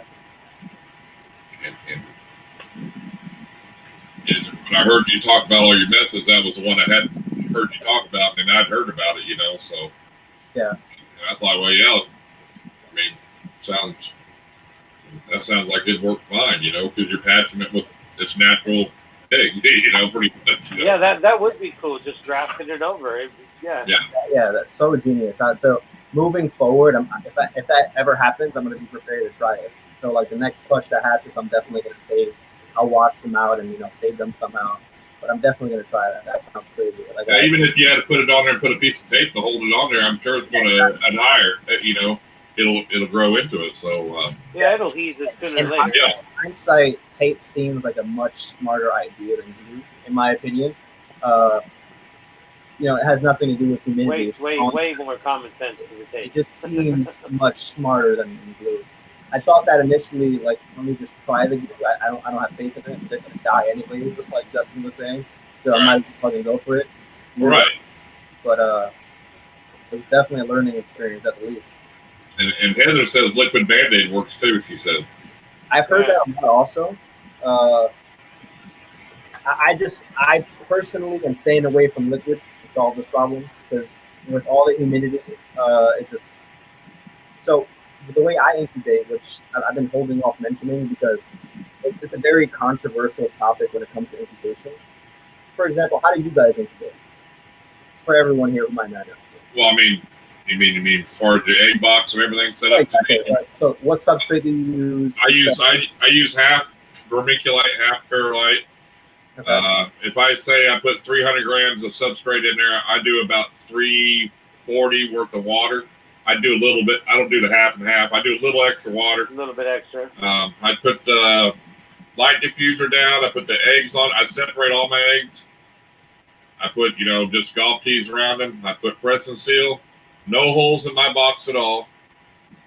Put the lid on. I got locking lids. I put them in there, and every week or two, I rotate the box 90 degrees. And I incubated at 89 degrees. And for the last 2 years, I've not had one clutch go 55 days. The longest I've had a clutch go was 53 days. Everything usually pops out anywhere between 6 to 4 days early most of the time. And I had a clutch pop out 5 days early and were completely out of the egg and weighed 90 grams and absorbed all their yolk.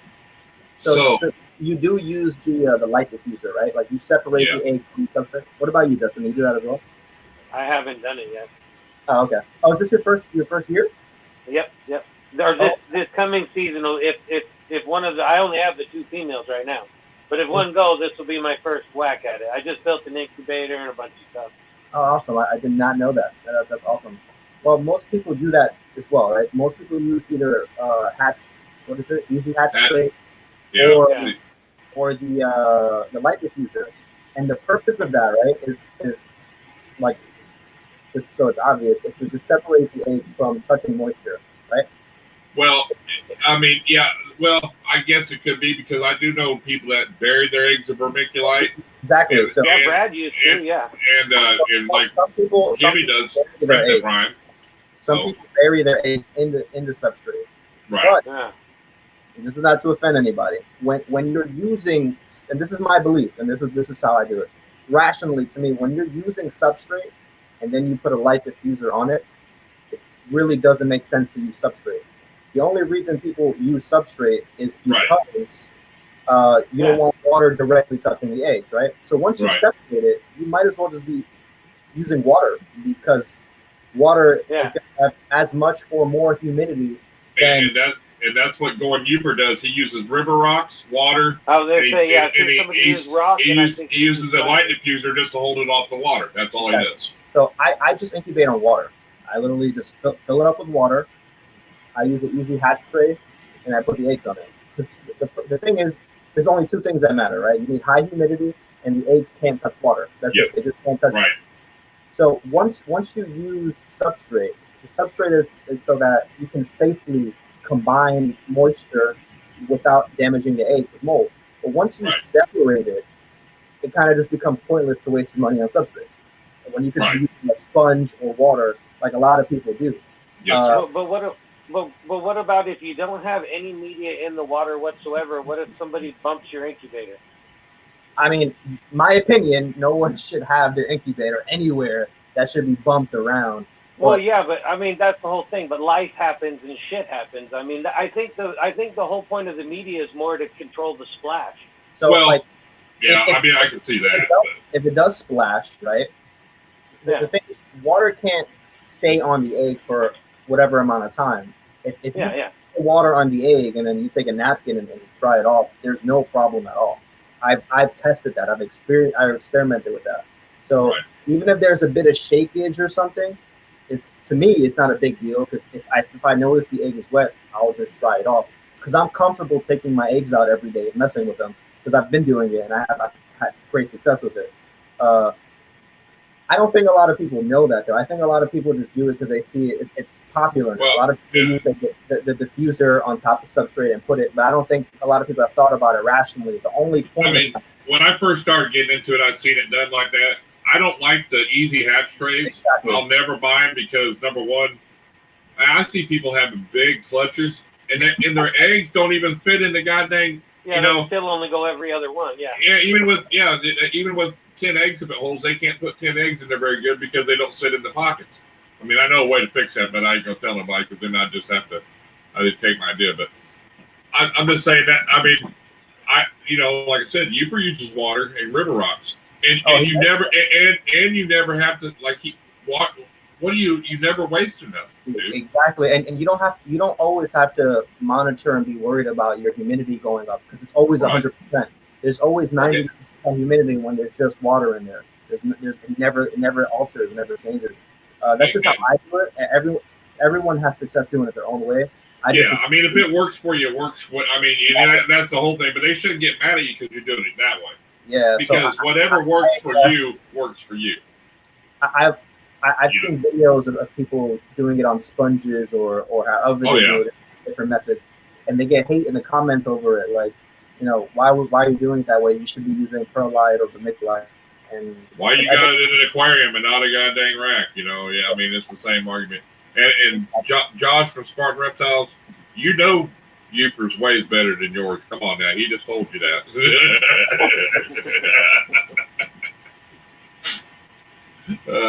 But I mean, there's even like Jimmy from Python Bro, he uses Reptiprime, and he puts it right down on the Reptiprime. I seen him doing it this year and how it worked, and and where he pulled the eggs up, it was completely dry there. Mm-hmm. It was wet all around him, but it was dry where the eggs was. I mean, there's so many different ways, but if it's working, I mean, I don't know. It's worked for me, so I never change it, I guess. If I know it works, it works. Hundreds of different ways to do it. Yeah, I would just be worried about because like the cooler door that I have, especially with the spring-loaded door, man, I'm worried about that even anyway. Well, you're not putting the water this far below your. But yeah, I know. I mean, exactly. I would just like something in there just to get rid of the splash, just in case. It would just make me feel better. Right. Yeah. But I was interested in how you guys did it because I do it this way, and sponges and water get a lot of hate sometimes. I don't understand. I think it works flawlessly. Because that's in the end goal. You want it's the humidity. Exactly, it's humidity. And there's times I've had to add water to my substrate. Yeah. 45 days into it or whatever, or 40 days, because I'm thinking, man, it needs a little bit more humidity, and I take it out, and it's like, but I mean, I guess too, and if you have your incubator set up like that, you can put up water bottles in the bottom, and when you get a clutch, you can pull one of them water bottles out like I usually would do. And that's what I do. Yeah. And then you have your warm water ready for your egg box. That's exactly what I do. Yeah. I'm definitely learning. That's good. There you go. The real man would just nut tuck them bad boys for 56 days.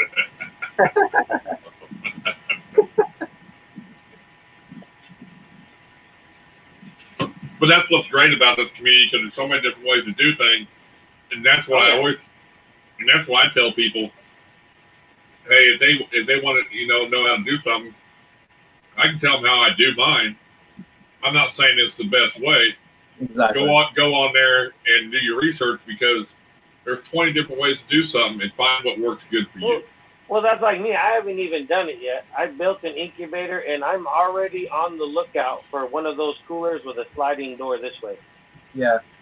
No bullshit. I'll replace the one I built in a minute if I can find the right one before I get an egg. I hate that door. I really do. Just don't let it. You gotta not. You'll realize it's not a fridge where you slam the dang door. Well, yeah, but it's just I don't know. I let go of it a second too soon or something, and it does that little jiggle or something. I don't want it to even move at all. I think I'd just rather have a sliding glass door. I really do. I hate the door that's on it. It bugs me. I haven't even had an egg yet. I'm already worried about it. And I've seen some of them fancy, the fancy incubators with the sliding doors, because they got monster coolers and all that shit just like that with the sliding front door. If I find one, I'm changing over in a minute. So I sold a cooler about a year and a half ago And the guy used it this year for the first time. And when I went to get it, it was free. And when I got there, I was like, holy shit, this isn't what I thought the picture was. This thing was like 6'6" long, over 6 foot tall. I should have realized this says it holds your 12 packs. And it was 3 doors, sliders, I'm like, holy God almighty. So I put this thing in my truck sideways because it took a whole bed of a full-size pickup. So I back up to my house. I just slide it out, stand it, said, screw it. I know I can get this in the house, So I sold it. The guy, I said, how did that incubator work for you? He goes, I could never get my heat tape over 60 degrees for some reason. I run 21-inch heat tape. He goes, I turned the fan on in that cooler. It incubated my eggs at 89 degrees perfect the whole time. He didn't even have to use heat tape because it was so big. That fan was blowing so much out there. I was like, God. Wow. Well, that's funny. That was funny. He goes, yeah, I did like 8 clutches with no heat tape, just the fan, and kept it at 89 degrees. I was like, I'm glad you got it.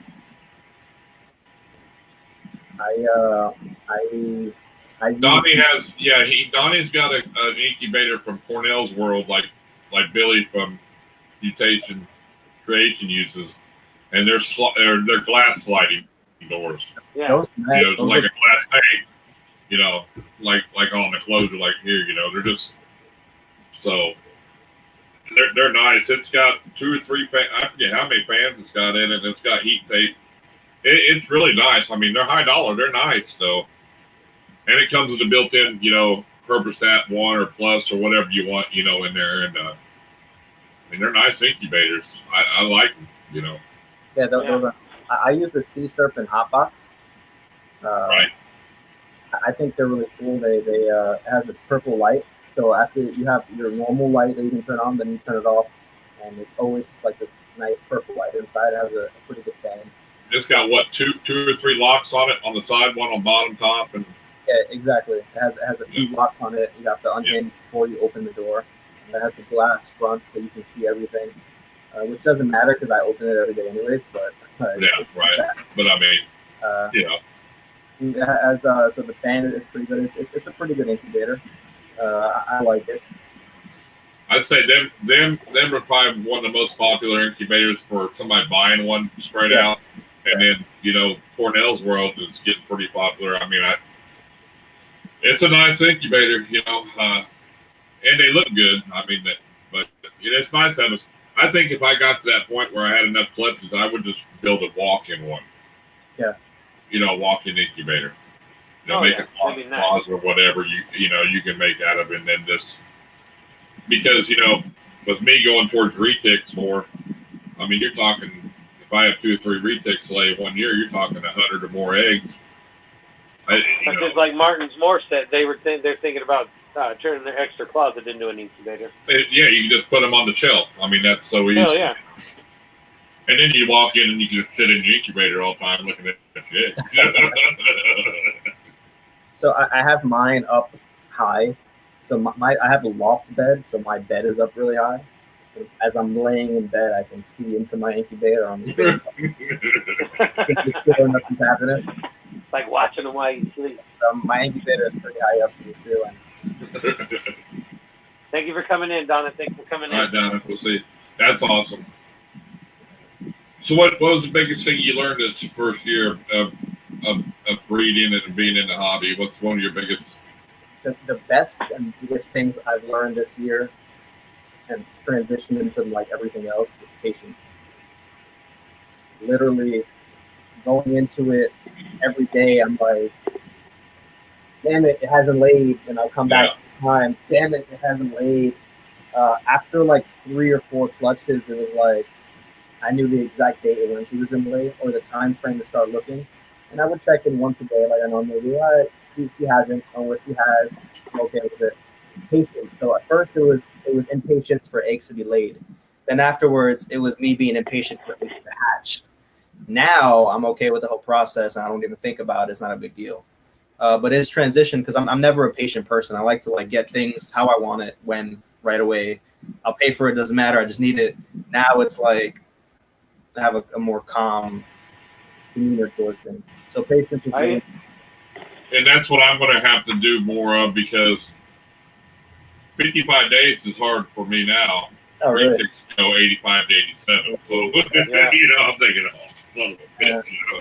But I'm looking at 85 days, I'm like, It gets to me a little when we're like at day 48, day 50, right. and I'm like, uh-oh. Like, then you start, all right, I want to see these things already.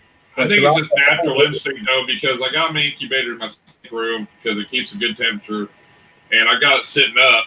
So when I'm in my snake rack, I can see it. So, you're always looking at it, but that you got a long time to go too, But I guess I always, it helps me in there because I can monitor, make sure my fan's going, make sure I see my thermostat right there, make sure it, and I got the alarm set anyway. If it gets over a degree off, it goes off. I can just always constantly monitor it too, Gomez asks, what are our thoughts on press and seal? Necessary, yeah. I personally don't use it. I think it depends on the tubs you have. If you have nice tubs that really get a nice lock on it, I think you should be fine. But if you have tubs that are really flimsy and don't hold well, I would imagine you would need them. It does make a difference to tubs to allow airflow. I have one tub that was a little broken, and I had a bunch of clutches at the same time. And out of all the clutches, that was the only one losing humidity. And I noticed because the eggs would start to sink, even though there was just water in there. There was so much humidity being lost. And I ended up needing to use that for just that one in particular. So it really just depends on the tub, I think, in my opinion. Yeah, I'm used to. They really hold the humidity. The only thing you got to watch if you do check on your eggs, your water's going to drop. You got to wipe them off. But I actually seen a guy this year that didn't use press and seal. He uses wax paper. Oh wow, that's interesting. And that was Jeremy from All Time Reptiles, and he even said it was like wax paper. I'm like, really?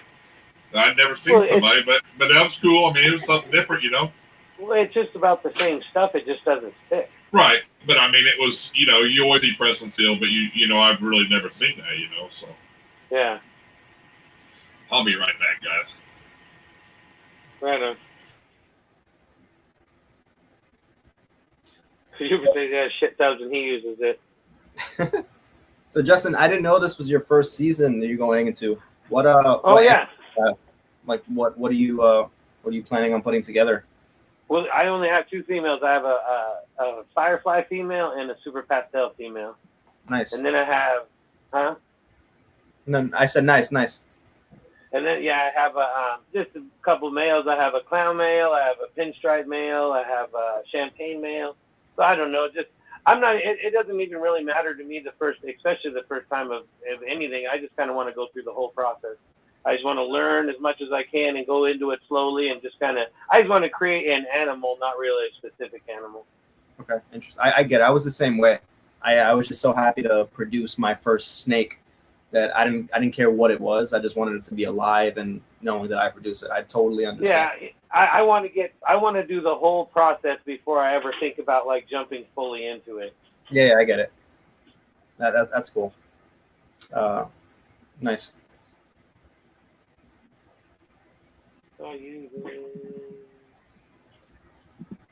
Kmart bags before.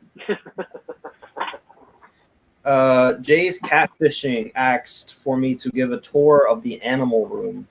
Yeah, he said something about it earlier. I don't know if he's still in here, but this is pretty much it. This is my female rack behind me. This is where I have all my adult females. This is the ARS 730, but I took a few levels off, so it only has, I think, 24 or maybe a little less tubs. And then here, from bottom to top, we have all of our hatchlings. I keep my males separately. I started doing that recently for another theory of mine that I want to prove out.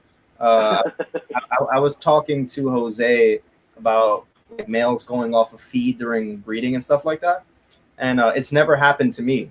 But I hear that it happens quite oftenly, but I've never dealt with that. All my males breed and eat no problem, at least this season.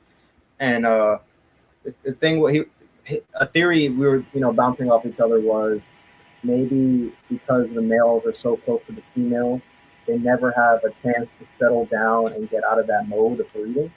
So maybe if you separate them, give them a week or so away, that they'll be comfortable taking food again. So I thought that was a cool theory to try out, even though I didn't suffer from males going for feet to begin with. But I still thought it was cool. So we keep all of our males somewhere else, and here we just keep our adult females and all of our hatchlings right here to my left. That's pretty much it, though. That's the core of it. We don't Thanks for have coming in, Todd. that many animals. That's another Oklahoman right there. Who's that? Todd Audrey. Oh, okay. He's got some good videos out. He does a lot of herping. He's rattlesnakes, stuff like that. He finds out there. And, yeah, he's got some good videos. Heather says gonna have to nickname you Bill Nye for all his experiments. That is funny.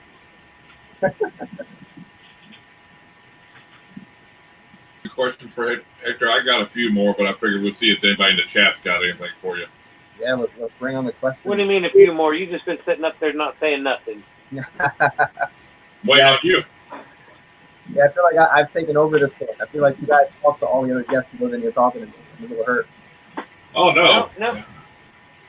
Actually, usually the guests usually talk more than we do because it's like we just ask questions and then they, because we want the people that are watching to hear the whole story, kind of thing.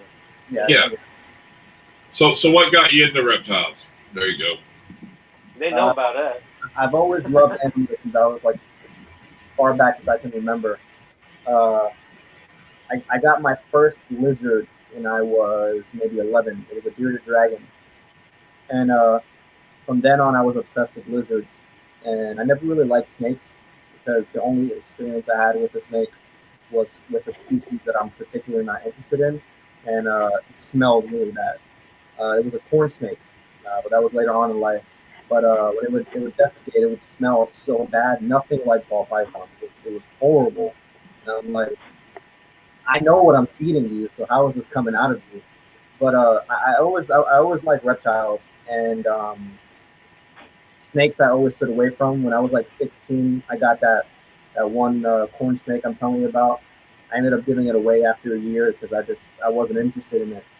And I kept leopard geckos a lot in my later teens. And once I was about 20 years old, and I started really looking at different reptiles because I was interested in breeding leopard geckos. So I had invested, at this point, I thought it was a lot of money. I invested maybe $700 in a breeding pair of leopard geckos that had a bunch of genetics in it that were really beautiful to me. I didn't know anything about breeding or anything else. I just knew I wanted to make some babies, and I liked these two in particular, and I wanted to put them together. So I bought these animals from a really, I'd say one of the most popular sites that sell leopard geckos. I can't remember the name. It's like Geckos ECT, like Geckos Etc. or something like that. It's a really popular leopard gecko company, and they both had something called the Enigma gene, and the Enigma gene in leopard geckos is pretty much equivalent to our spider gene, in where the animal is just out of its mind, at least mine anyways. They would roll around like when crocodiles do their death rolls. This lizard would just for no reason start spinning like on its back. That would be creepy all of a sudden. Yeah, for no reason. They would stargaze, so their heads are just like wobbling around. Yeah, they got neurological problems. Yeah, exactly. They'd go for food and they'd miss it. So I bought this pair. They started locking up immediately, and I knew nothing about this. And I think the female wasn't ready, but on top of her not being ready, she wasn't eating because she couldn't physically eat. And she died after laying. She laid 2 eggs and then died.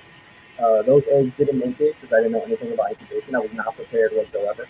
I kept the male for many years after that, though.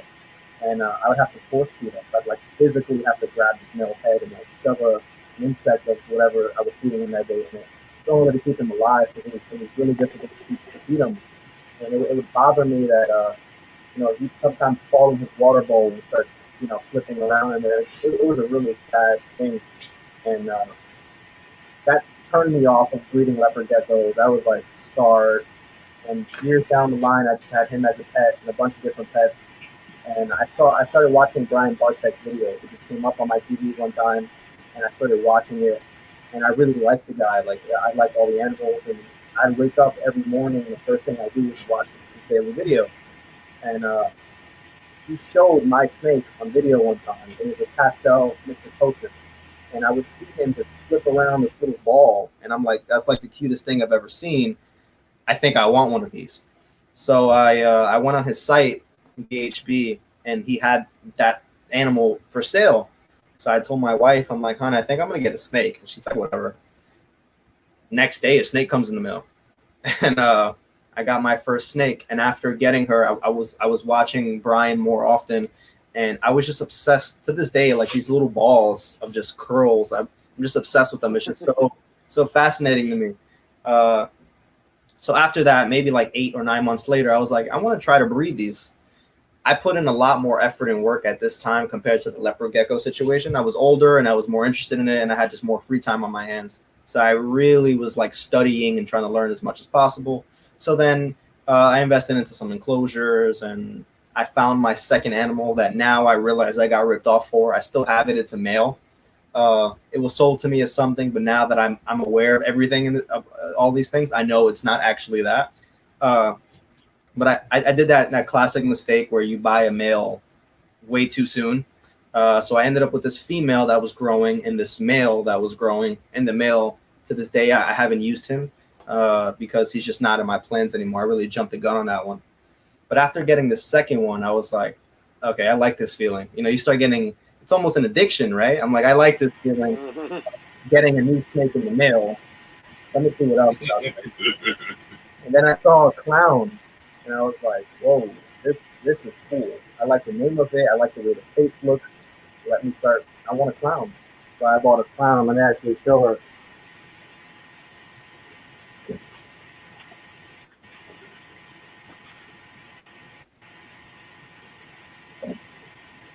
I bought this female.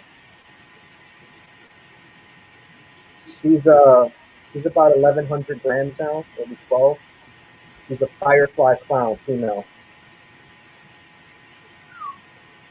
Nice, very nice. So at this point, I started hearing everyone mention, don't buy males, buy females. You know, get good projects, etc., etc. And I saw the clown, and I thought it was a really nice looking animal, so I bought her.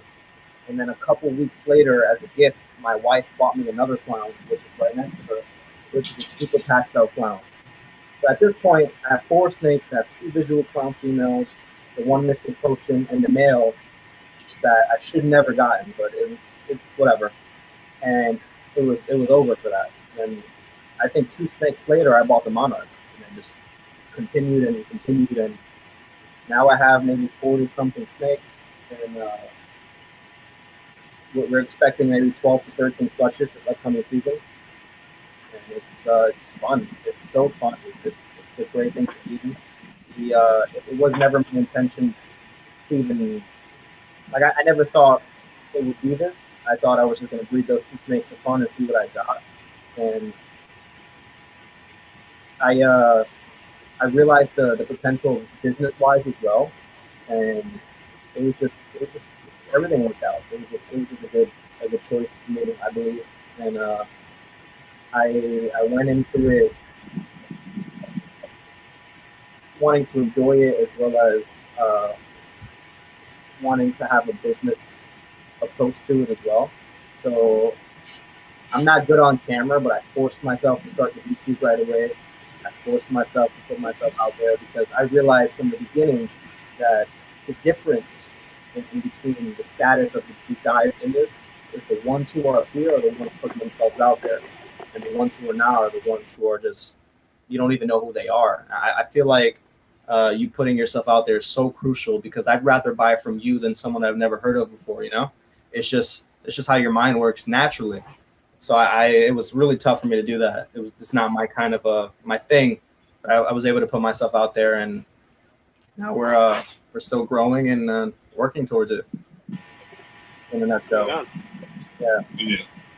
Go from a couple leopard geckos to thousands of dollars worth of snakes and equipment, and it grows fast, you know. Yeah, exactly. So like when I bought those geckos, I was like, shit, I just spent $700. Yeah.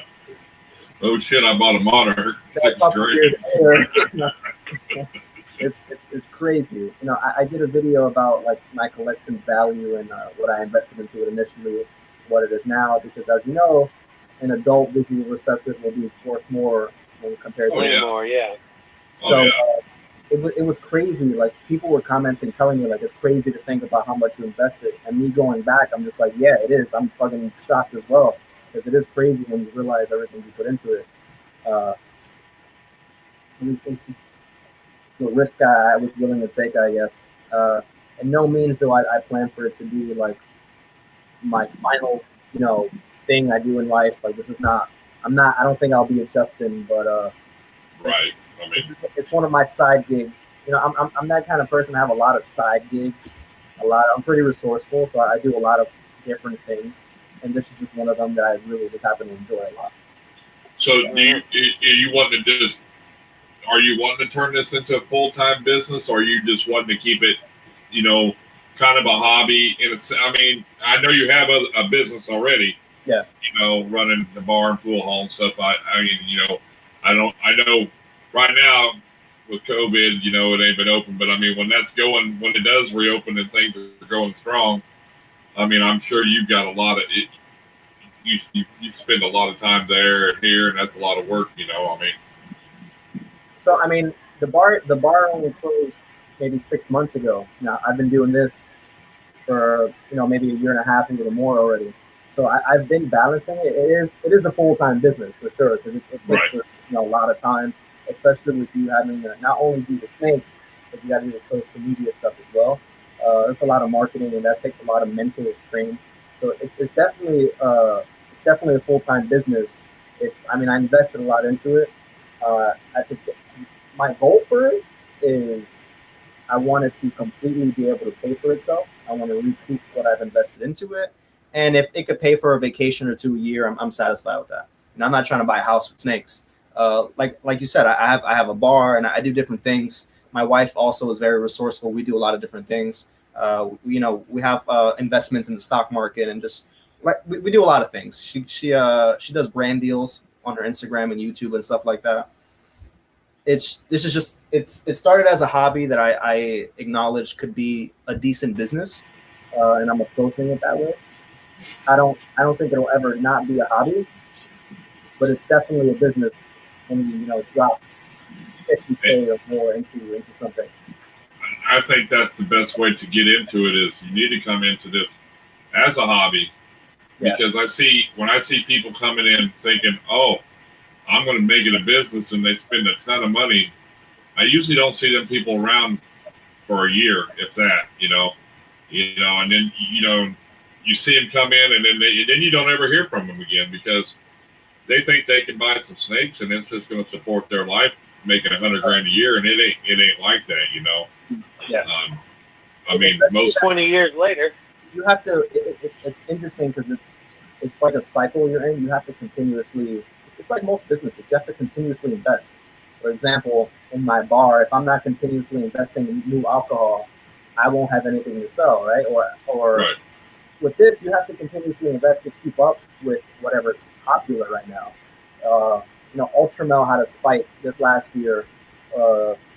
Everybody wanted to start making Ultramel clowns and mixing it with a bunch of things. Therefore, the demand and price of Ultramel went up. If you're not, it's like the stock market as well. If you're not current with that and you're not like on it, you'll be left behind. That's bad when you're trying to do it as a business. So, like I said, that's why I plan so many years ahead. Like the projects I'm in, I know the projects that they're going to transition to, so I can try to keep up. Oh yeah, I mean, and most definitely you want to keep up, but you want to do your own, because I see too many people trying to follow Justin Cabelco, and you're not going to do it, and you're going to spend a lot of money, and by the time he can invest that money and make his money back faster than me and you invest that money and make our money back. You know what I'm saying? So you let him come out with it and buy it a year or two down the road where it doesn't drop down, because you'll see that spike and then it'll go down, And I mean, clowns have kept their value for a pretty long time, which is good. But I mean, there's a lot of Morris man that come out and I've seen them drop over half, Sure. Easily, So there's a fine balance, right? You want to keep up with what's current. Like if clown is super. So for those of you who don't know, the next big wave is going to be genetic strike. I don't want to work with it. But think about it like this: if somebody could have told you a few years ago, like, "Hey, get into clown because it's going to be booming," you would have done it, right? You would have invested whatever because you know what was to come with clown. It's kind of happening now with genetic stripe. Uh, Literally, out of Justin's mouth, literally saying like, message, this is the future. Genetic stripe mixed with desert ghost and or clown. That's the future. And you see it mixed with a lot of monarch too.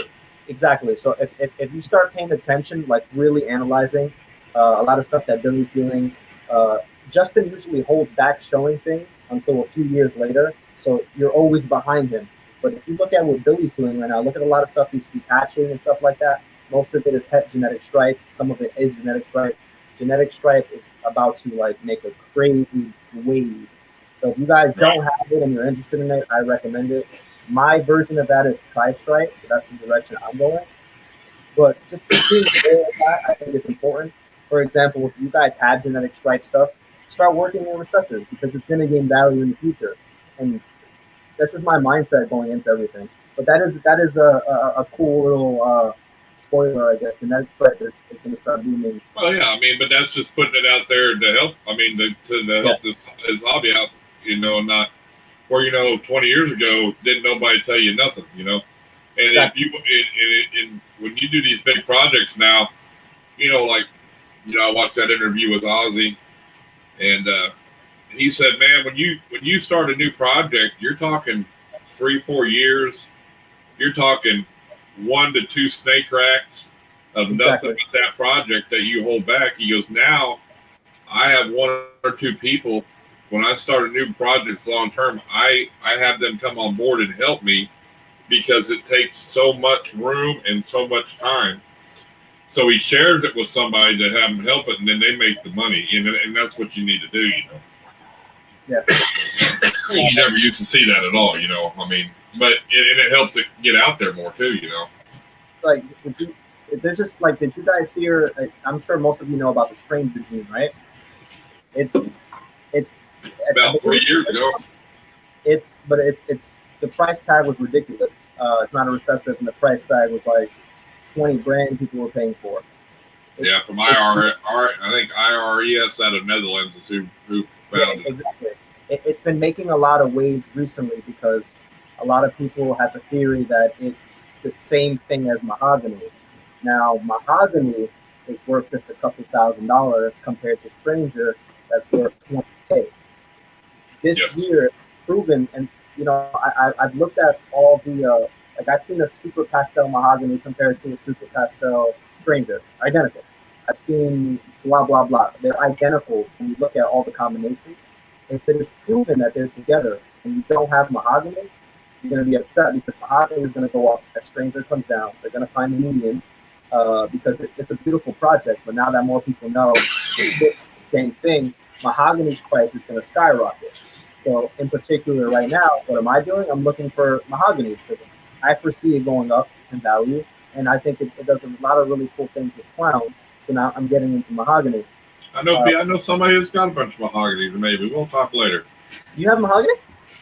We'll talk later. I know a really good close friend of mine that I work with. Yes, he's got some mahogany. Maybe mahogany pies. Oh, nice. Maybe. So I've been looking at mahoganies and stuff because real soon, I can almost promise it's going to go up in value, and better to get it now than later, right? Like I said, with that comparison, if you could have gotten clown way before it became what it was, you would have gotten it. Right. But so just things like that, I like to try to stay current on. Like I said, I have to look at it as a business, and I compare it similar to the stock market, how things are always going up and down. And look at the 3 or 4 clips that Justin Cabelco put out with the Stranger this year. Yeah. And the guy who founded the Stranger also has the Moray. I don't know if you've seen it. Yeah, I've seen it, but it does a little bit. It does a different deal than the Stranger, but it's. I mean, how lucky does a guy get, dude? I mean, two banging ass teams. I mean, that's that. I've never thought of it that way, but that is so funny to consider. How lucky can you get? But the Moray, so the Moray is. People are saying they believe it's monsoon. It originated from the same thing monsoon originated from as well. I think it was special or something, which that's insane. The chances of that happening are astronomical. And for them a year later to find a stranger, that seems crazy. So Yes. chances are the moray is the monsoon and the stranger is the mahogany. Now I can't say for certain. I don't know. That's my opinion and the opinion of a lot of other people. But if And that's he's made a lot of money off him. so much money. And the Cinder, he was working with the Cinder a lot too, you know. Yeah. So, Rob just said he's not a fan of U-Stripe. I agree, Rob. I don't like U-Stripe. I'm just, it is important. It's going to be important moving forward. Like there's a lot of things. Chocolate too, I believe, is going to be coming. You know, a lot of people bagging on the chocolate lately. Yeah, because it's a unique with spot nose. Chocolate is cool. I would definitely get into chocolate. I tried to a few times. I just didn't find something that I wanted. The one time I did, the animal was sold the same day I was inquired about it. Unfortunately. So, what would be your end goal? I mean, is there a limit of how many snakes that you'll get? I mean, you in a number in your head, say I don't want over so many. Yeah, I will never have more than 40 adult females ever. I will never allow that to happen. I will never have more than 8 to 10 males, and that's my limit. I will never allow it to get bigger than that. That's why I have this wall. This wall can fit 40 females. I only need this wall. This wall can fit another hatchling rack, and then I have a few more I can put on this side. And I have my rack over there in another room with 10 spaces. Only 5 or 6 of them are taken.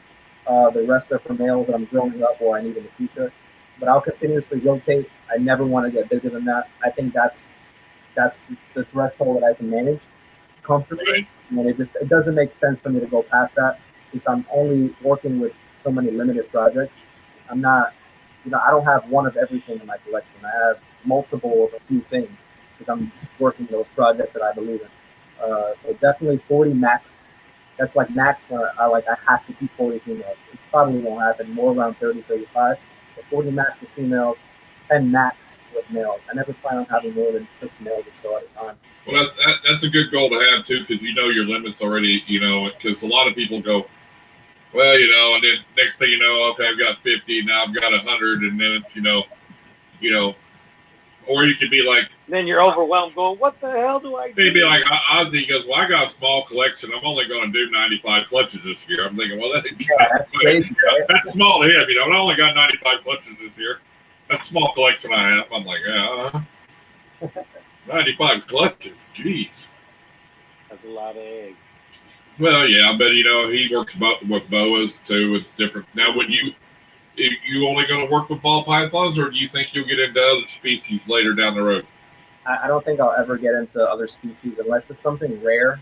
Like my dream animal that I could have gotten, but I don't feel comfortable having it in my house in particular is the blue tree monitor. That's my all-time favorite reptile. I've wanted one since I was a kid. Growing up, I would see the price tag of it. They were like $1,600 to $2,000, and I thought that was like a goal that I could only reach when I was married and older and stuff like that. And then again, back to the snakes. Look at what I've gotten into. I could have gotten that, but that's a goal animal of mine that I'm waiting to get.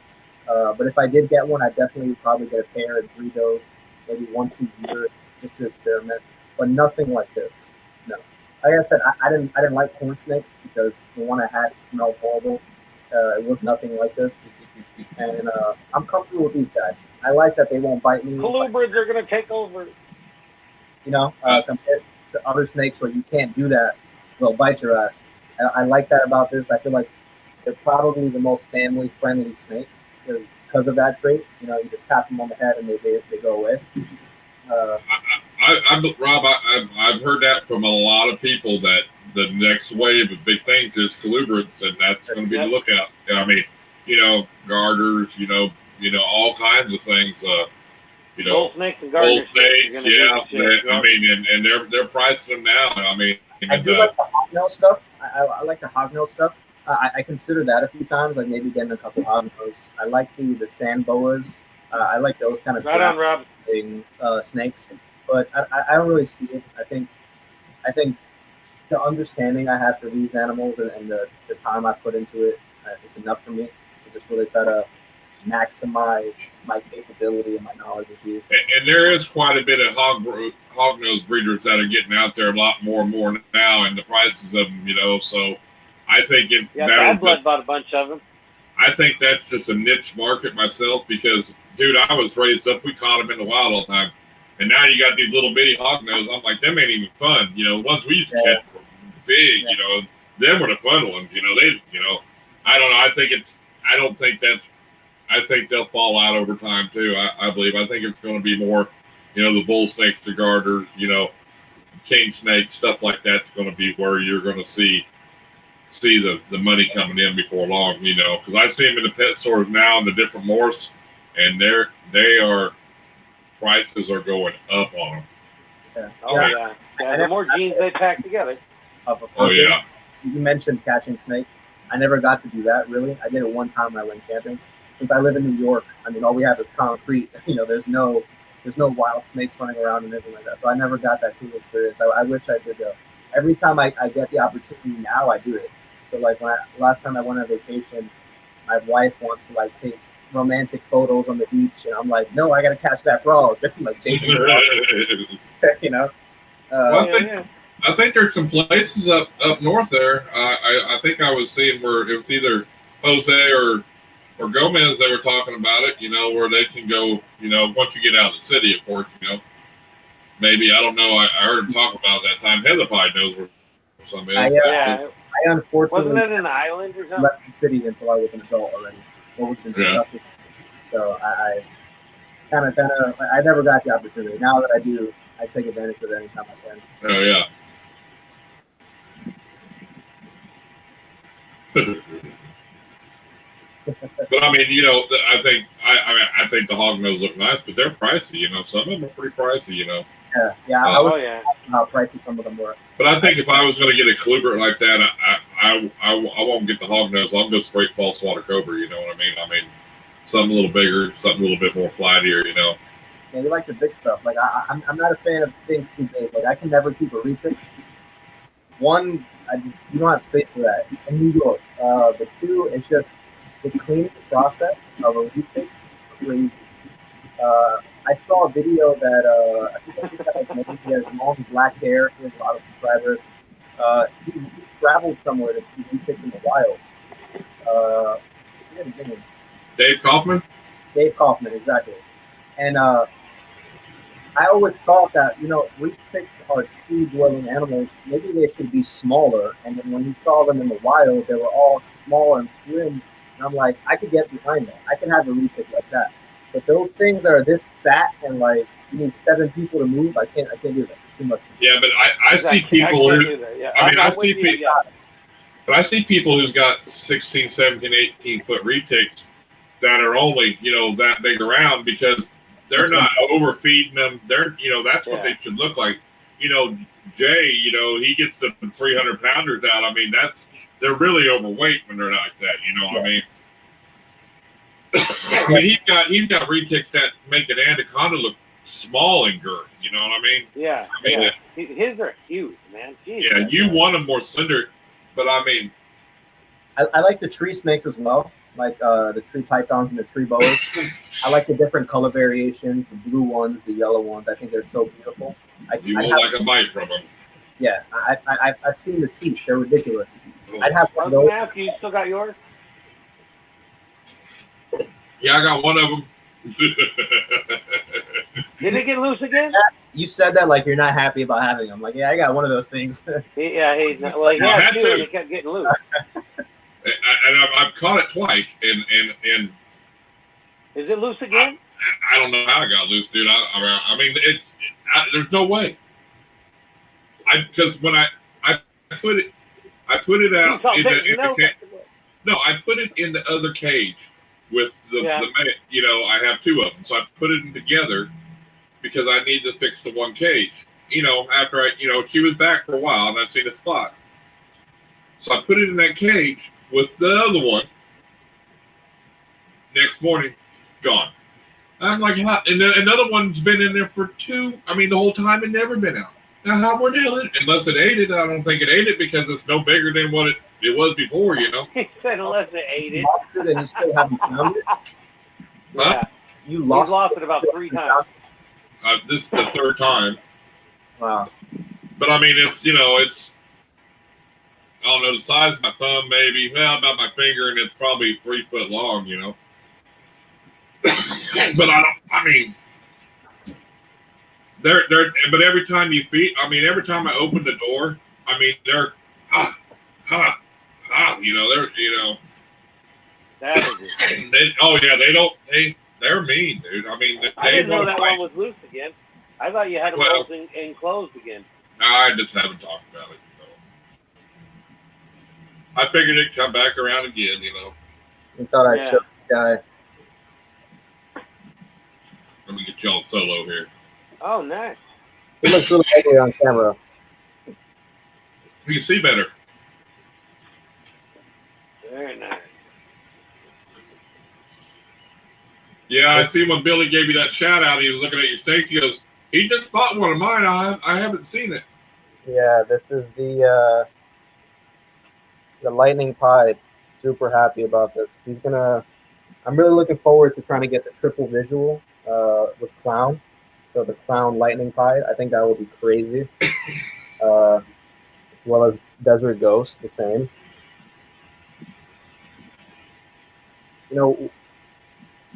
What inspired me to get this was I've always liked the true ghost, which is the exentic hypo or exentic ghost. Right. I saw one that had lesser in it. So it was a lesser ghost exentic, and it was one of the nicest snakes I've ever seen. And I have a lot of ghosts in my collection, and I thought with lesser on just to add, I was like, let me get this with some lesser and ghosts and see if I can reproduce that. I found out afterwards, maybe like half a year ago, because I've been working on this for a long time, that lesser and lesser pies are an all white snake. So that was a bummer for me because I really like the lesser gene. So now I got to try to recreate that true ghost lesser without pied in it. But getting a double recessive male, I thought was so good, and I really needed it for some future projects. And, yeah, if the Raider snake, you named it that, man. Every Raider fan would have one of them right there, boy. I've said that so many times, man. If they take some of them Xanax and call it a Raider line, they'd sell them hand over fist. I might have to do that because I'm going to be working this really hard. Yeah, I don't like the Raiders either, Mary. It's Dallas Cowboys. Everybody knows that's the best team out there. Yeah, but it doesn't even matter. It's funny because if you look at like car stickers, if there's an NFL team on a car, 80% of the time it's the Raiders. That's such a huge fan base. It's insane. Whenever you did your video on that pie there you got from Billy, he had his live stream that night. I went on it. And I go, man, you see, honey Reptiles put that video out of that unboxing. Billy, you see that nice snake he got from you? I ain't seen it yet. He was all salty about it. I ain't seen it yet. Really? Oh man, yeah. I know that. He seems. Oh, I haven't seen it yet. I'll have to look at it. I'm thinking, yeah, you wish you still had it, don't you? I had to rub it in a little bit. So this is because it was actually his holdback. Yeah, I know. I managed to get from him. That's why I told him you should have held that one back. So this is an adult desert ghost. She's a super pastel desert ghost. She's the mother of that clutch for the giveaway. Just wanted to show her off real quick. Yes, she's beautiful. She's beautiful. She's my favorite snake in the collection for sure. I think number 2 would probably be the Xanthic Pied, but she's super nice. In person, nothing like her. That's funny. Raiders moving to Vegas is appropriate. They've always been a gamble.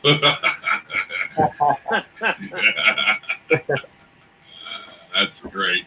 Are you guys big NFL fans? No. I mean, I like the Cowboys. But I'd rather watch college football, to be honest with you. I think it's more interesting, I'm a big NBA guy. I really like basketball. I grew up playing basketball, so that's more my sport.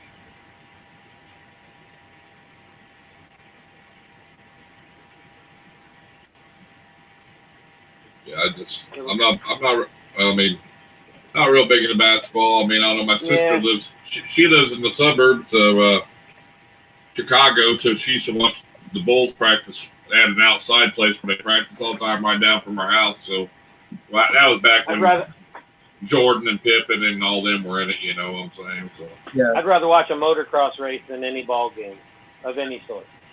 man, that's what used to kill me. My dad, he could sit there and listen to a baseball game on the radio, and I'm like, I can't even watch baseball on TV. Yeah, that's baseball's a boring one for me for sure. Motocross. Motocross. That's crazy though. It's the only true sport, motocross. Nitro Circus. Speaking of sports, Justin, so it's interesting to find out that you also have a big love for pool. We definitely have to play then, for sure. Oh yeah. I play quite often since I can play for free and I have a lot of pool tables. Yeah. I would definitely like to play some pool. I use pool and these snakes. I can compare them in an analogy because there's a lot of times where I'll get older guys come in and they want to play pool and they think they know how to play, but they don't even know the basic rules. I'd say 99% of people who play pool do not actually know how to play pool. They don't know the real rules anyways. And I run into that a lot. So like most people don't know, when you play pool, whenever someone scratches, the opposing player gets to take the ball and put it anywhere on the table. It's called ball in hand, yeah. Ball in hand. Most people think you have to put it behind this imaginary line that doesn't actually exist. Well, the only reason why they do that is because the coin-op tables. With a coin-op table, that's the only reason why they do that foul line, because you can't get the ball back out. Well, most people think that's how you play. Most people don't know the legitimate way to play. So I get a lot of older people come in and want to play with me and stuff like that. And I'm like, I always make sure we go over the rules beforehand. I'm like, okay, we're playing official pool here. All ball foul, ball in hand, et cetera, et cetera, et cetera. Yeah. They're like, wait, no, what do you mean? Scratches behind the line and blah, blah, blah, and a bunch of crazy nonsense rules. And I compare that to this a lot because my whole theory about me wanting to experiment things, I want to learn the correct way myself fully. I don't just like to just listen to what people say, because then bad or misinformation gets passed down generations and generations. And now most people don't know how to play pool. And when you try to convert them, they think you're crazy. Yeah. Instead, when I tell people I cut open an egg, they think I'm crazy. But you just anyway, that's my analogy with that. I really like to compare the two. I don't think mindlessly believe what you've been told. I think you should learn for yourself, if that makes sense. But it's funny with the pool stuff. I love when people get all them crazy rules, because it depends on how long you've been playing. A lot of those crazy rules that they want to play with will actually be to your advantage. Yeah, they'll benefit. You know what I mean? Of course, yeah. It's like, you can do that all you want. I don't care. And that's like people, it's like, I want to do this. It's like, dude, I'll give you 5 balls, but I get to pick the 5 balls, and then I'll just run mine, and then all you need is the break. Like I said, anybody that knows how to play a game of pool, if you can get the break, you automatically have a 50% chance to win. Yeah. I just usually knock the 8 in on the break, so I ain't got to worry about it. Exactly. That's the thing. You could be playing against Willie Mosconi. If you got the break, you have a 50% chance to win, because you can win on the break. You could run the table. I mean, it's crazy, the game of pool. I love it. There's a way to. A lot of people don't know that when you break, if the 8 ball goes in, you win automatically. Yep. There's a way. If you don't scratch. If you don't scratch, there's a way to hit the. There's a way to break that it gives you. I think it's like a 14% chance of knocking it in. You hit the second ball. Yeah, exactly. You hit the second ball on the rack. Exactly. So I've practiced that quite a lot, and it happens quite frequently. Yep. And people are like, "Well, you lost," and I'm like, "No, I just beat you now." Next, it's not how you it's funny. Play. I got a buddy that plays on Pool League. He does it every time they go to do a league, at least once. And he's like the level 5, of the team. It's like how many times he's done it. It's stupid. I've seen pool leagues where they won't let you hit the second ball on the break because of that. It's like a league rule. Manipulate it. But it's crazy to think so many people. Some of them actually good shots. Some of them really can control the cue. They still don't know how to actually play the game, which is bizarre to me. It's just word of mouth, and you believe in people who told you how to play. So I compare that to the snakes a lot. That's why I like to Gomez, man. Thanks for being in here, buddy. And learn. I always found out that the more I drank, the better I played. Well, that's true. It's only because you relax and you don't think about it as much. No, I'm talking to somebody, but seriously, it helps though. Because like if I could be sitting here having a conversation with you and not paying attention to the pool table, I'll do way better than if I stop and think about it. If you have the more natural reaction you have to something, the better off you are to make the shot. Yeah. So sometimes we have league, we have a New York City league, and sometimes my bar has a few teams, and they play out of it. So it's like home and away games, one weekend, etc. So where was I going with this? I was going to comment on something you just said, and then someone commented and took my thought process. About being relaxed. Oh yeah, not being relaxed. So when I play on a team, I'm not supposed to, but I play, and when I play, it's I move so fast. I'm shooting, and I'll shoot, and people are like, "You need to take your time." I'm like, once I take my time, it's when I miss. When I'm just going in, and going in emotion, that's when I can run a table. And so it's totally true. Like when you're natural instinct is amazing. Yeah, your muscle memory just kicks in, and you're knocking them in. I'd rather have a conversation going than have it silent. Yeah. I'd rather say I could talk to somebody and make shots all day long and not even pay attention to what I'm doing. It's like that's way better.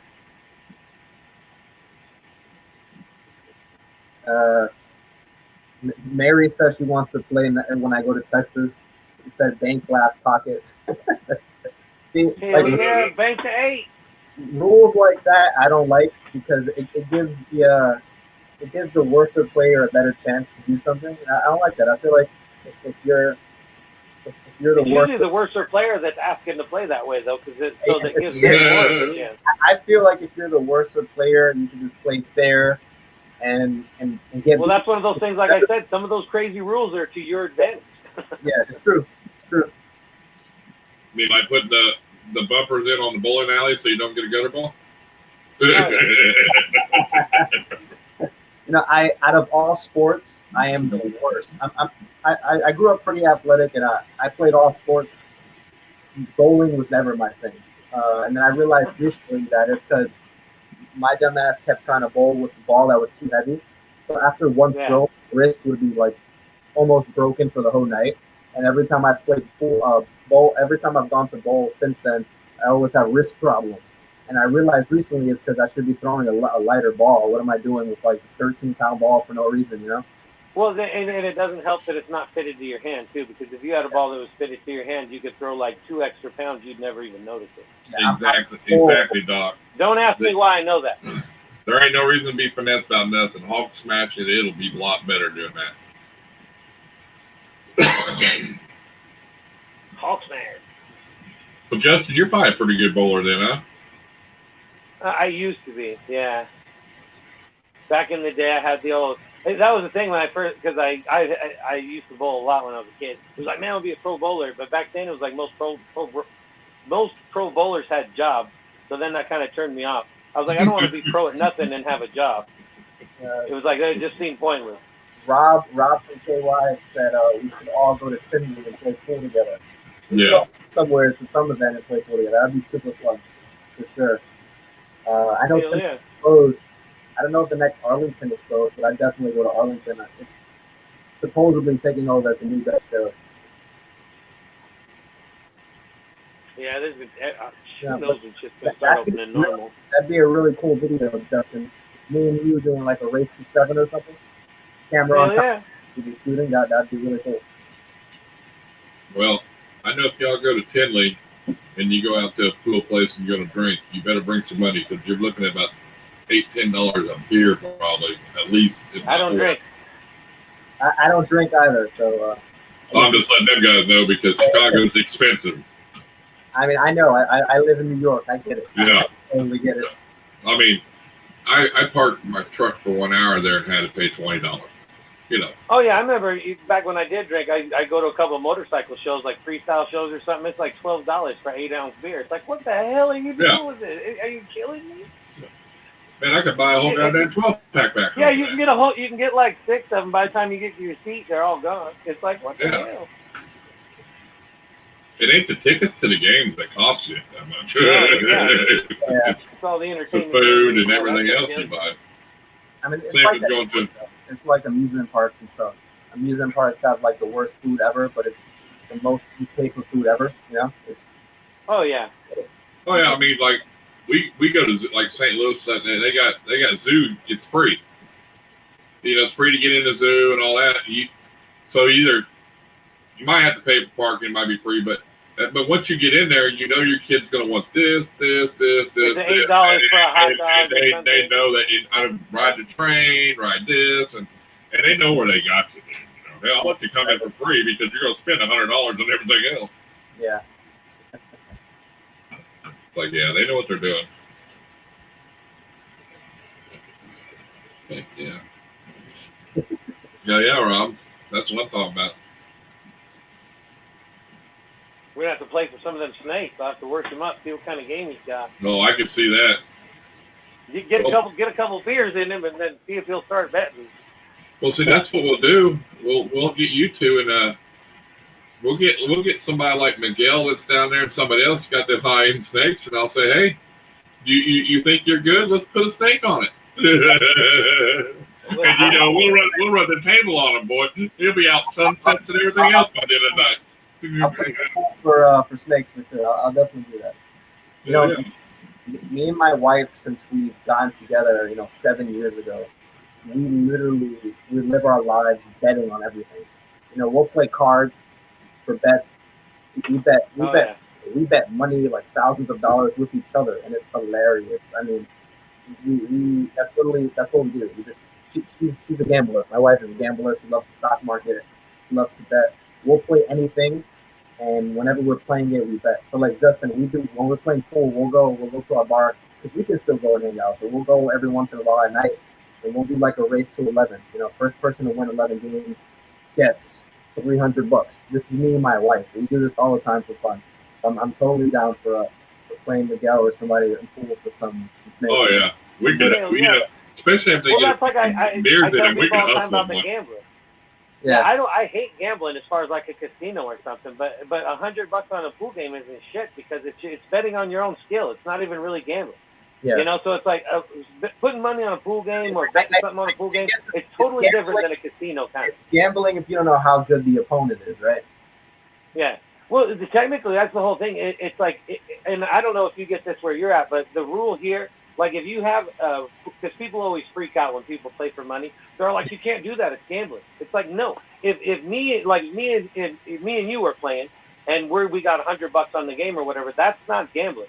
But if he got in, if Irondogg got in and bet like somebody in the chat $100 on our game, that's gambling.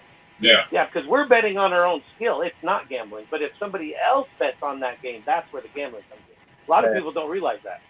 Oh yeah, we go down there too. You got to let them win a couple games and make them think they're really good. We got to test them out, and then we're just going to hustle them. I mean, hey, you'll see the next they vlog come out. They probably have a pool table their whole damn lives, and we're in trouble. They're probably listening to our live right now. We need to start practicing. They're going to hustle. It's like, bullshit, you wasted my life. Yeah, you'll see Miguel and all them guys. Brian Cusco. Oh, we just lost $100,000 in snakes and some yahoos. It's funny if I have a pool stick over there, but it's like Rob said, I bet my house against some of Miguel snakes.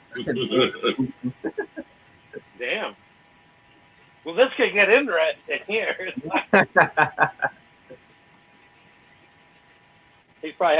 Miguel's probably had a pool table in his house his entire life or something. Yeah.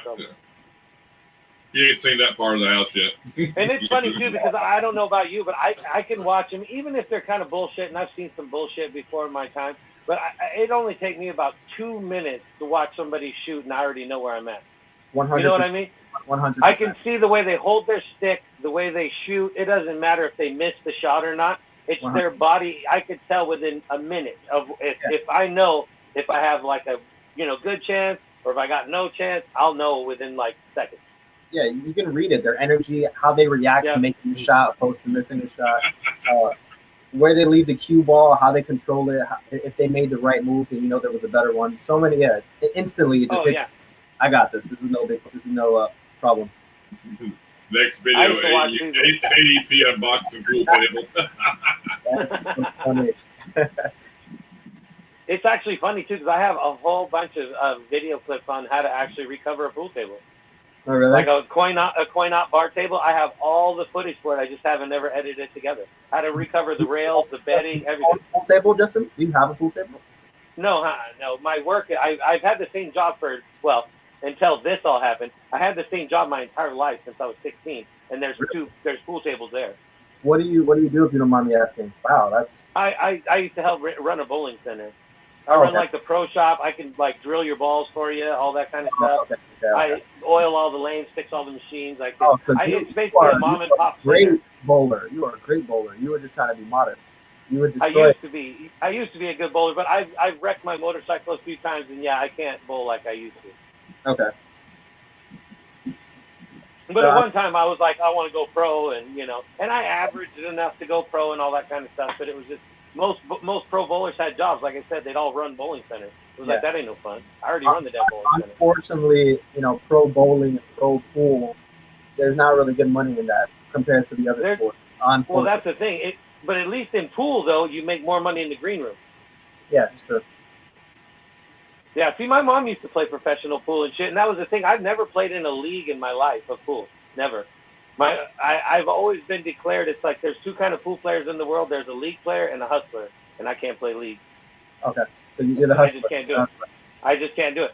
There's too many rules, and there's too much of the whole team wanting to powwow about rules and, oh, you should do this. It's like bullshit. I know what I should do.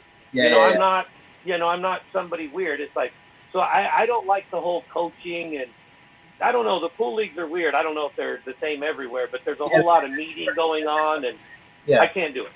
I mean, it depends on your team. So, like, I play on a team. I was asked to play on a team.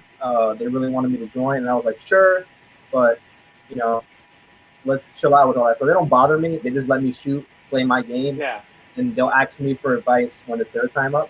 Because it's all, like, unity, and they want you guys to be, conversing and throwing ideas off each other. For me, I'll just play, and then I'm done, and then if I see something because that's the thing, it's just like what you say about the snake, in the future. Everybody should do this. Once I see a pool table, I see, like, if you're playing 8-ball, I see all 7 shots before I shoot every single shot. Exactly. Yeah. So it's like, if I have to stop and talk to somebody about something, it's like, it's going to throw me all off. It's like, it's not good, See you, Rob. It's like, I already know what I want to do. I don't need to powwow with some shit. You're just going to throw me out. See that? Annette said she'll whoop you. Who? Annette. Oh, she knows better than that. Even though she should be a lot better than she is. She grew up on them damn pool tables her whole life. Rob is so funny. Yeah.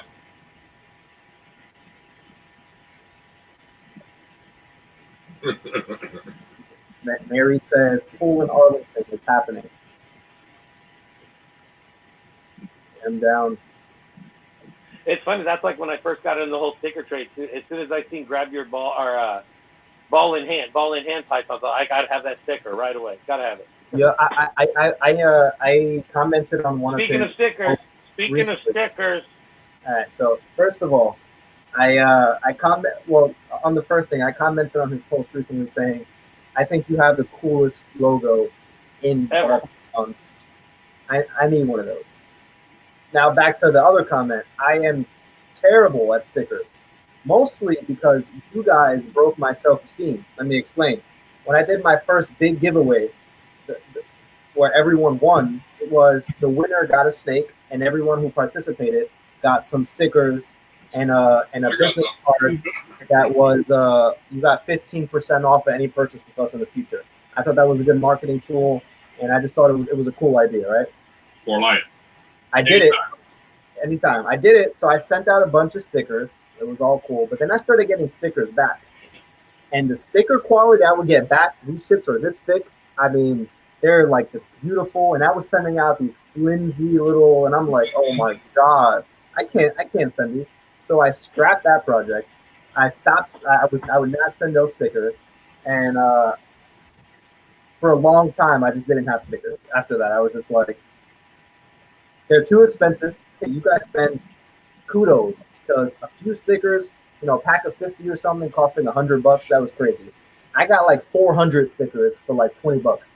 Just so you know the quality of my crappy stickers, okay? Mine 65 I still for want one of 200. the stickers. That's wild. So after all that, I was like, I'm not sending stickers until I get some better quality stuff. So that's what we're working on now. But as soon as that happens, I'm taking care of all you guys. I promise. It's not because I didn't want to send. It was just I physically felt like I couldn't because you guys were just too good, and I was just sloppy with it. I didn't. That kind of sounds like a farmer, He'll be like, I was gonna say that's gotta be the best pitch about not sending stickers. Yeah, because it'd be like pitch, man. I love it. He'll go to one auction and he'll go, I ain't gonna buy that tractor because it's 10,000 here, and then he'll go to the next auction and go, well, I'll spend 15 if I had a better radio. So I'll spend 6,000 on a snake, but I can't spend 60 on a fucking bag sticker. Exactly. Because back when I initially ordered them, the sticker swapping wasn't that big. So I was like, I'll just get some stickers, for here and there. And then when I started getting, so I have this. I have another one. This is another one I've been working on. So I've been trying to fill this one up recently. You guys can see it. But when I started getting some of these stickers, the quality was just insane. And I was like, yeah, I gotta step it up. How am I going to be known for having all these awesome snakes? And then I send them a shitty piece of tracing paper, like this. Hey man, there's some people that got some serious sticker game too. Oh yeah. I mean, they got letter headers and the envelopes are all professionally stickered and everything. It's like, damn. Oh, I thought I had a good game. It's like some people got some serious sticker game, man. Well, I got some in today, and he sent me 4. Nice. And then they're all different. Like there's a green one. Then he got me this like red sparkly one. And then he got like an old faded out like one. That's kind of cool. Like Yeah, Valley Reptiles did that. They sent me like 3 or 4 different colors of theirs, so I tried to put them all together where it looked like a little montage of their stickers and stuff. It's like, well, I do love sticker trading. I got Valley's Reptile sticker, his first one and his new one. His first one he had, then somebody stole his logo, copied it, and then he changed it to that new one. And the guy's like, well, I can do what I want. I'm like, no, dude, that was his logo. Use the same snake and everything. Right there on the bottom, if I can't see it, it's a white snake, those Valley Reptiles. But yeah, they changed. All right, I won't give you a bad time about the stickers. I still want one of the old ones, though. I think I really do. I got you. I'll I mean, even if you wait for new ones, throw in a couple old ones if you ever do send them. I got you. So a few people have, if you ever do. And so what I did was I printed them in like 6 different colors. Yep. And I would send everybody 2 of random colors. Everyone has like a random assortment of colors. I thought that was a cool idea. Everybody would have their own different colors. Yeah, I got you. I'm gonna send you some. I promise. Like I said, I'm just terrible at it. I'm not responsible with that kind of stuff. There's a lot of people. It's funny. There's people that just got huge stacks of like envelopes. I haven't even opened these yet. I'm sorry. As soon as I pull it in the house, I rip it open and I do something with it. I'm just terrible at it. I apologize to everybody. Rob hates me for it. Rob, I don't even think he likes me anymore because I have to send him a sticker. Even though out of all people, I swear I sent him stickers. He just says he didn't get them. I put them in the box with the snake I sent him, and he says he didn't find them, and he just hates me for it now, unfortunately. He probably got them. I think he got the new ones one time. No, he didn't. I was just kidding. Yeah, because if you think you got a good sticker game, me and Justin got stickers from Blue Elephant, New York. Oh my God! Did you see they those? They were 12-inch stickers right there of different snakes. Yeah, here I got one right here, or a couple. They're of them. Yeah, these are 2 of them. They're 12 inches. I put these. Hold on, Justin. Those are really nice. Yeah. Yeah, and I have reflective ones too, and I got a couple clown ones. This is only 2 out of the 6. They're crazy, man. They're badass.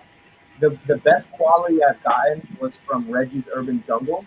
Yep. They're like these banner stickers. They're maybe 7 inches long or something. and it's like they're almost leathery. It's just such a good material, and I'm like, Yep. what is this made out of? It's Oh yeah, so, some people put so much time in like the envelopes, the cards. I don't even like throwing any of that shit away. I have a whole box of envelopes. I don't want to throw people's I do stuff too. away. They put too much effort into that shit, you know. Well, I mean, I I'll get keep everything. magnets, all kinds of stuff, dude. You know. Oh yeah, I can't throw away any of that shit. Some of them, man, I open up some. It's like, oh, they got letterheads, they got fancy little stickers for the addresses and everything. They'll even print out your shit, and it's like, they got mini stickers to seal their envelopes with. It's like, You know. But I know I need to get me some little house ones about 1 inch by inch for the back of the envelopes. That'd be cool. yeah. Well, hell, that one I got today, Justin, his letterhead, yeah, I got it, has got his logo on it. Yeah, I've got a bunch like that. It's like, damn. I think it's whoever they're getting stickers from offers more, all the labeling. And Sticker Mule offers a bunch. They do the big walls. They're more expensive, but, Sticker Pros where me and you go to, they come out, and again today they're advertising, the 200 for 65 or 100 of the 4x4 I need to order up. 65. Yeah, I need to order up some more 4x4s. That's a good deal. It's crazy how the stickers have gotten almost their own industry, like their own. Oh, it's a market, dude. From the snakes. Well, see, and that's the thing. I said it before on the streams. It was like in dirt biking, stickers are huge. When you buy boots or a jersey or something, you expect the sticker. Yeah, you expect stickers. So coming into the snake game, and then the stickers come along, I was like, ooh, I'm in the right spot. I love stickers, Especially like construction, the same way. Everybody gives you stickers, but that's just that's that one I tagged you on Instagram, that giveaway where the guy's giving away. He'll make you a logo, if you got one, and he'll do you so many stickers. He'll give you a coffee mug, a T-shirt, all that shit he's giving away if you win. It's a big package, dude. What you looking at back there? There's somebody else that needs to get a logo made too. That's in the chat from New York. Is that Heather? Yes. Yes. Yeah, I agree. I mean, I've been waiting on that one. Yeah, I love the sticker game. Like I said, I need to order some more of those, some more 4x4s. It's bad though if you send out the 4x4s and people got them thick sticker walls. They always put up the 3x3. Like, damn it, put the big one up. I got some 6x6s or 6-inch stickers up there and everything. Well, see, I got a whole pile of stickers I can't even put up because I don't have no more room. I gotta get another. Yeah, he said he would accept 8x8, and I was like, damn, I might make me a new sticker. Like, shit, 8x8, that's a big spot on somebody's wall, man. He probably wouldn't put it up though because he wouldn't send you a Cocoa Box sticker. Remember? I know, but my sticker is one of the first ones when he first started doing the wall. I'm about right where he stands there. My sticker's usually right behind him. Right in the first part. Right where you start on the corner. I'm right on the left, right there by the corner. Rob's there. You're there. Yeah, I love seeing my sticker on people's walls. I love it, man. Hey, Justin, I wanted to ask you, how did you even get started in this snake stuff? I didn't know you were so new at it. Well, I've always loved reptiles my whole life, and then just the last few years, basically just giving myself something to do and stuff like that. And it all started with building an enclosure. I was like, man, I'm going to get back into some stuff, and I was going to get a snake and maybe an iguana or something. And then when I started looking into the snakes, and like you, I seen Brian and, and a bunch of guys, and it was, I didn't realize there was so damn many morphs and shit and all that kind of thing. And the more I got into it, it's like, oh, I got to get into this. And then I watched so many people's YouTube channels and stuff. It's like, I felt like I needed to make some stuff to give back, So then it's just, here we go, Nice. So yeah, I'll grow some more snakes and that kind of thing, but I like having all the different kind of animals, like the scorpions, the lizards, the monitor. It's all fun. I got the little anole and I don't know, the whole process of the animal house is fun. So I got the koi goldfish. I got all kind of stuff. Sorry about hear that, Jay. I need to buy one of you bigwigs sell a snake so I can be official breeder and stuff. You see that, Justin? A comment. Yeah, Oh man, sorry to hear that. 17 though, that's yeah, old for a dog. that's a good age. I have a dog that we've been considering putting him down because he's in pain. He's about 16 years old, and he has cancer, and he's developing a growth, and it's real sad. We've been like trying to prepare ourselves for it for a while now. Yeah, I couldn't imagine. That's terrible. yeah, it sucks so bad. But 17 years on a dog, even a little dog, 17 years, that's pretty good. You know, Yeah. I mean, they lived a full life. That know. Time. I was surprised recently that I always heard. This is why I say like you got to test things out for yourself. That ball pythons usually live like 20 years. And I was watching a video where TSK has ball pythons that are over 30 years old. Yeah. Wild. It's crazy. Yeah, I've heard of them living up to 30 years old and stuff. Well, that's like I was talking about earlier, like a goldfish. Who in the hell buys a goldfish thinking it'll live 30 years? The life expectancy on our average goldfish is 30 years. Nobody buys a goldfish thinking they're going to have that little sucker for 30 years. No one. 30 years? No one buys one. 30 years a goldfish can live. Well, I don't know if this where you guys are, but usually if you go to a pet shop on Halloween, they give you free goldfish. So that's on Halloween. Why? Yeah, just that's. I mean, they're not going to give you anything else. I guess a goldfish is so cost efficient. Oh well, yeah. Instead of a candy. Okay, well that makes sense. But so yeah, I mean, they give you goldfish. So whenever we've gotten those, like if my daughter's like going trick or treating or something, I give that expectancy by 2 days. I don't 30 years. That's crazy. I've never heard. They'll grow huge, big. I mean, they can get as big as koi, and they're just regular goldfish. That's wild. Yeah, goldfish get big. You throw them in a cattle trough with cows, they'll grow fast. Oh yeah, and they'll take over. Like if you throw enough goldfish in like a crazy ass like upper mountain lake or something, they'll take the son of a bitch over. They'll kill everything in it. They'll take the lake over. Yeah, they're like a snakehead. Goldfish are dirty, nasty snakes. Nice. So we're still waiting on this girl to drop her clutch. For those of you who've never seen a bamboo, I think it's such a pretty morph. Bamboos are amazing. She's probably like 1,800 grams. Yeah, that's a beautiful snake. I like bamboo. She's the one that's het for desert ghost. So with any luck, we'll be getting some visual desert ghost bamboos. I want very, very bad. Nice. Yeah, I've seen one. They're amazing. Yeah, they're so nice. I love all that white calico-y like side pattern that comes up. You see on the sides. Yep. So nice. I got her when she was really small, and I think this is another morph that a lot of people don't talk about, but it holds its color perfectly. Like she has not changed from when I got her. She's kept her color from when she was just a couple hundred grams to now when she's pushing 1,800 grams. She has not changed at all. I think that's really cool. The monarch does that as well. There's absolutely no change in the monarch from being born to when it grows, which is so rare in ball pythons. So that leads me to a question. So, is there any other high-end morph that you would breed to that monarch? You probably know where I'm going with this. Yeah. So you saw the super pastel monarch female. My goal for next year is I'm gonna buy a sunset male. Preferably, I really want to find a sunset fire.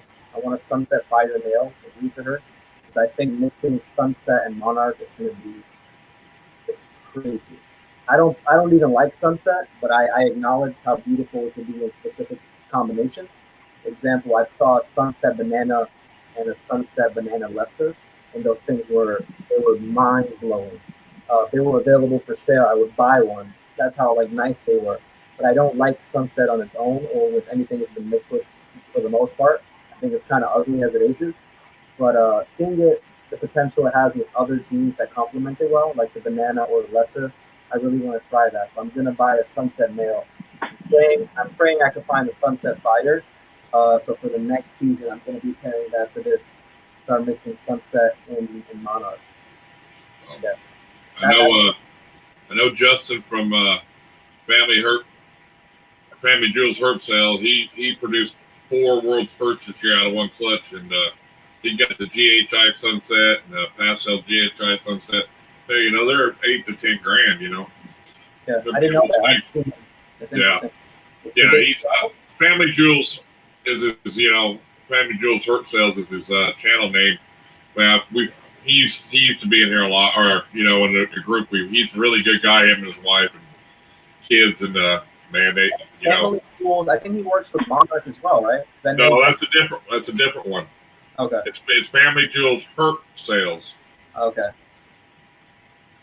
Yeah, so I don't know what his YouTube is. His YouTube, do you know, Heather, or anybody? Is it just Family Jewels on YouTube, or? But he did it out of a head-to-head pairing, wasn't it? And got them or something. That's insane.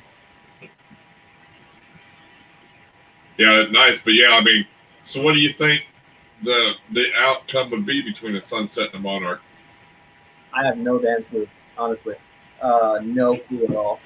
I saw the Monarch banana.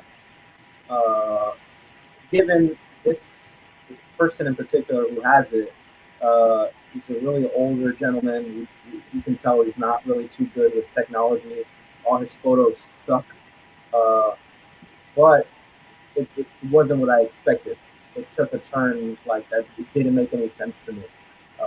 So I'm really interested. What I do know for a fact, seeing a lot of combinations that's been done with Monarch, is Monarch is a very delicate gene. If you ever seen a G-stripe Monarch, it's not right. It's in my opinion, it's ugly. Yes. In my opinion. But it's a very delicate gene that if you mix just one wrong thing in it just destroys it. So that's why my direction with Monarch was being something that could potentially complement it, which is why we went Desert Ghost. I think pie would be really cool as well to see how that pie pattern actually turns out. But like, so G-stripe, Monarch, I'll stay away from that. Yeah. And there's only a couple genes really that's really out there on there. And I see a lot of G-stripe, and I don't like it, dude. I just don't. I don't like it at all. It's very, very delicate. I think the Mojave Pastel Monarch was really cool. I saw a black pastel Monarch that was cool. I realized when it comes to Monarch, you really want to try to stay with, color changes, maybe not so much things that really disrupt pattern because it really affects it. It's a very delicate gene. So I'm not sure because the banana did something crazy to it. The banana made a snake with red eyes that was pink, but it almost looked like a super banana, if that makes sense. With red eyes, and it was I think I might have a photo of it. Let me see if I have it. I did not expect it at all. I'll be right back. I have male banana het monarch that I plan on breeding for one of the het females just to see if I can hit it to see what comes out. Because after I saw the Sunset being mixed with banana and Lester, I realized I want to do that same mixture inside of Monarch because it works so well. And the banana it made no sense to me. So I'm even questioning if that's even the banana Monarch because it's not what I expected. Let's see if I can find it.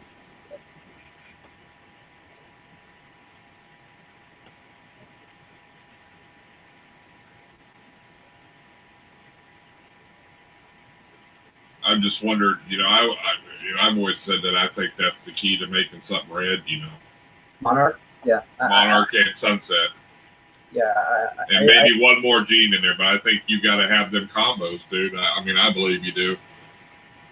Yeah. But could be wrong, though, Yeah.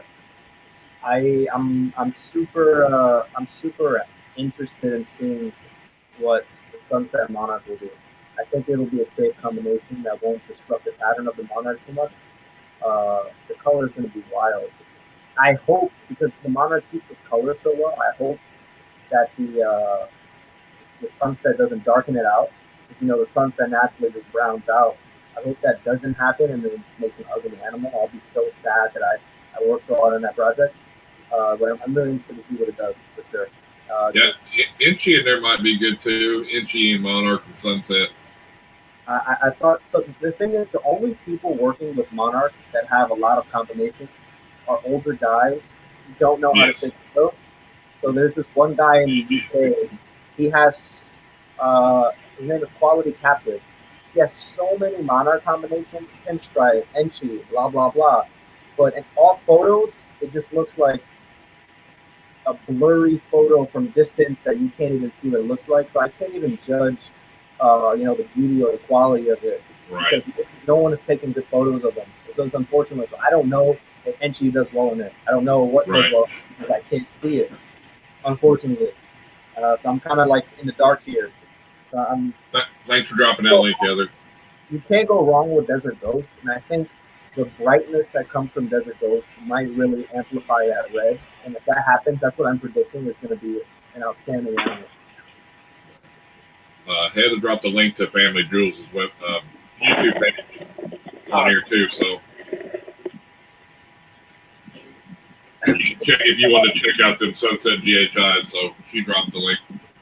Yeah. If that Donnie's not looking, you can get him a sunset.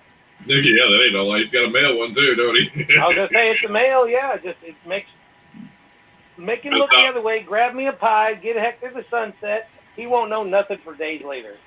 Watch, he'll pop on there going, "I done heard you. I'm cleaning rat racks."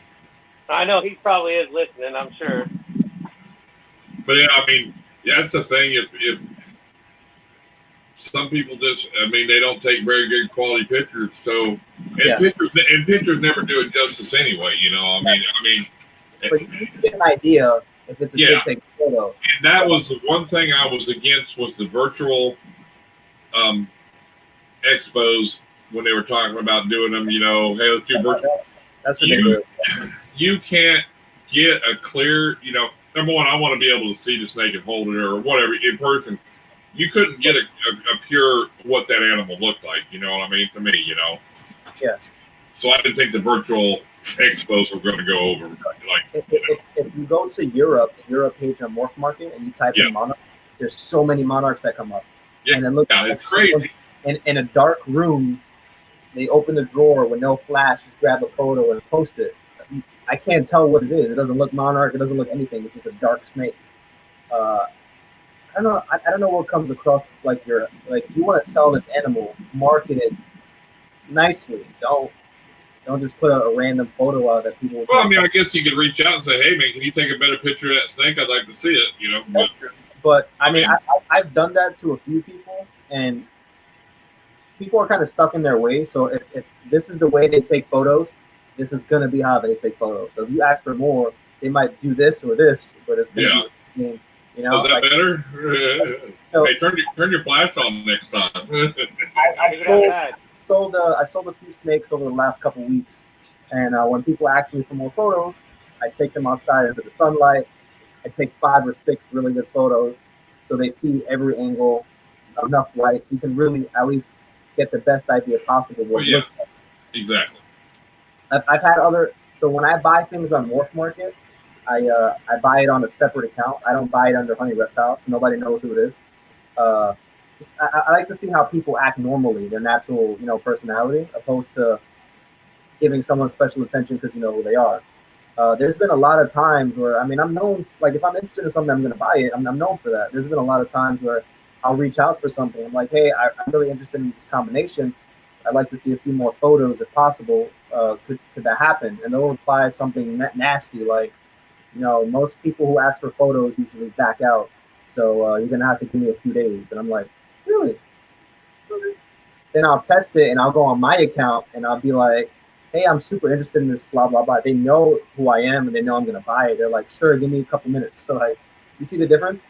Yeah. We have multiple occasions to the same person or different breeders, but like the same situation.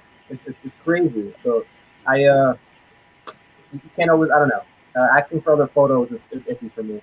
I'm kind of over being turned down, even though I am going to buy. I'm over it. Turned down. So now if you don't take a great photo, I'm just like, all right, well, I guess you don't care to sell the snake that much if you don't want to show it in all its beauty. Welcome, Dan. Yeah, welcome to the live stream, Dan Demogorgon. He had a live the other day. I didn't know if you've seen it, Justin. Oh yeah, he does a bunch. Yeah. What was he doing? I just caught the end of it. I had to rewatch the video, but yeah, it was cool. It was bad. I was come in right at the end of the live stream. It wasn't a live stream. It was like a premiere. It was a premiere. Oh, it was a premiere. Yeah. Yes, it was a premiere. My bad. Premiere. My bad. It was a premiere. People are weird like that, but like we had old Troy City Reptiles on here today, and he said he went to Morph Market and he kept upgrading his package till he got the premium or whatever. Yeah. And he said once he did that, everything changed. I mean, he's been selling a lot of snakes and everything because it's the membership package, and then like when people do like, hey, I want to look up a Desert Ghost Monarch, you're going to be popped up on the page, because you spent that money to get that year of the best package. Yeah. So they try to highlight your stuff more, and then you get a lot. You put a lot more. The more money you spend, the more attention they're going to give you. You can put videos on there, stuff like that. You know what I mean? So, that's the direction I'm definitely planning on going with, getting the maximum just to utilize all those benefits. Because that's just the way I would vend as well. Like, I don't want just one photo. I want multiple photos of different angles so you can really understand how beautiful this animal is. And it doesn't have to be so much back and forth. You acknowledge you want this animal, you like it, it looks great. There's enough photos here for you. If you're interested, let's go. Or you can post videos. It's a lot of cool benefits, I think. It's pricey, sure, but it might be worth it at the end. I'm going to definitely try it out, see how it goes for me.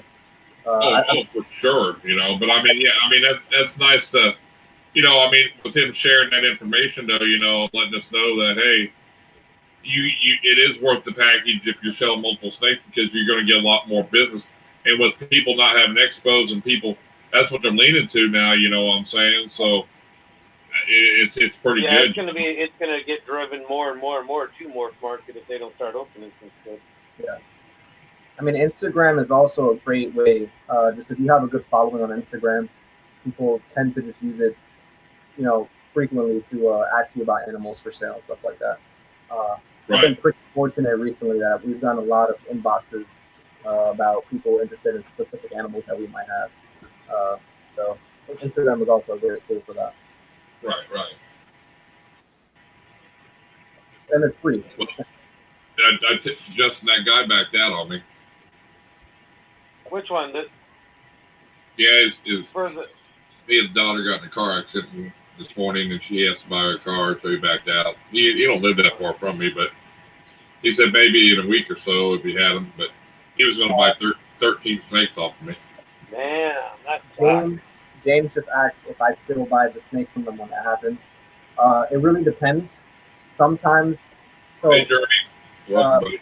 The first clown female I bought, I still bought it. There's been a few that I'll still buy, but most of the time I'm like, no. Because if you treat someone that way, I don't think you deserve their business. So I usually turn them down. But, sometimes you'll look for a snake that only one person has, and it's the only one available, and you really need it, and you kind of have to grab it, even if the person was an asshole. So moving forward, sometimes you're at the mercy of it. Yeah. Yes. Moving forward, I tell myself I'd never deal with them again. So there's like a blacklist I have of people with like crappy customer service that I won't buy from here.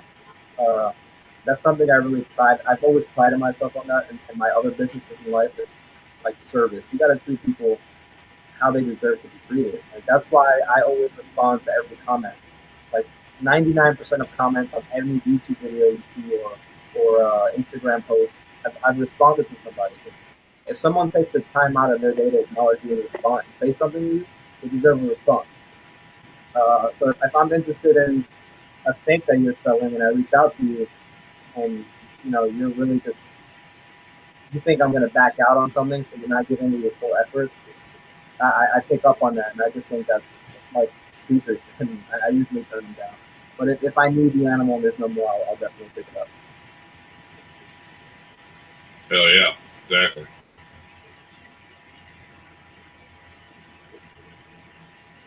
Yeah, I mean, and then, so what do you think about the blackhead? I want blackhead so bad. I think it's such a good morph. I want to put it into my extended, but I can't find the animal I want.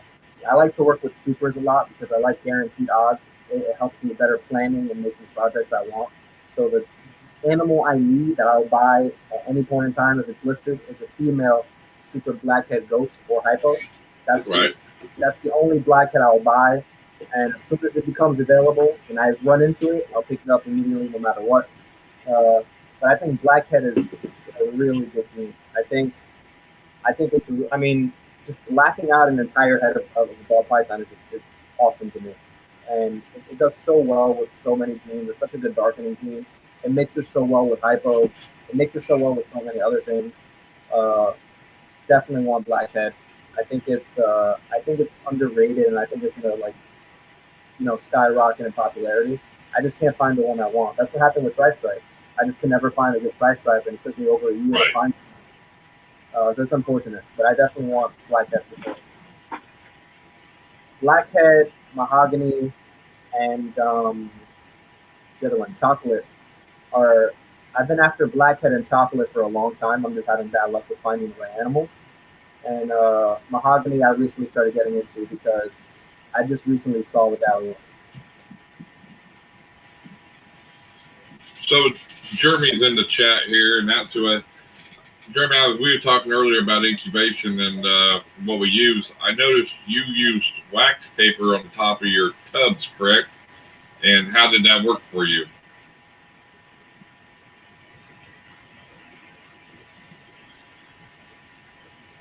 I just let go. I just sold a pastel. Well, she was possible scaleless head, and she was right at 1,000. But I'm almost positive she's scaleless head because she's got the split scale by her.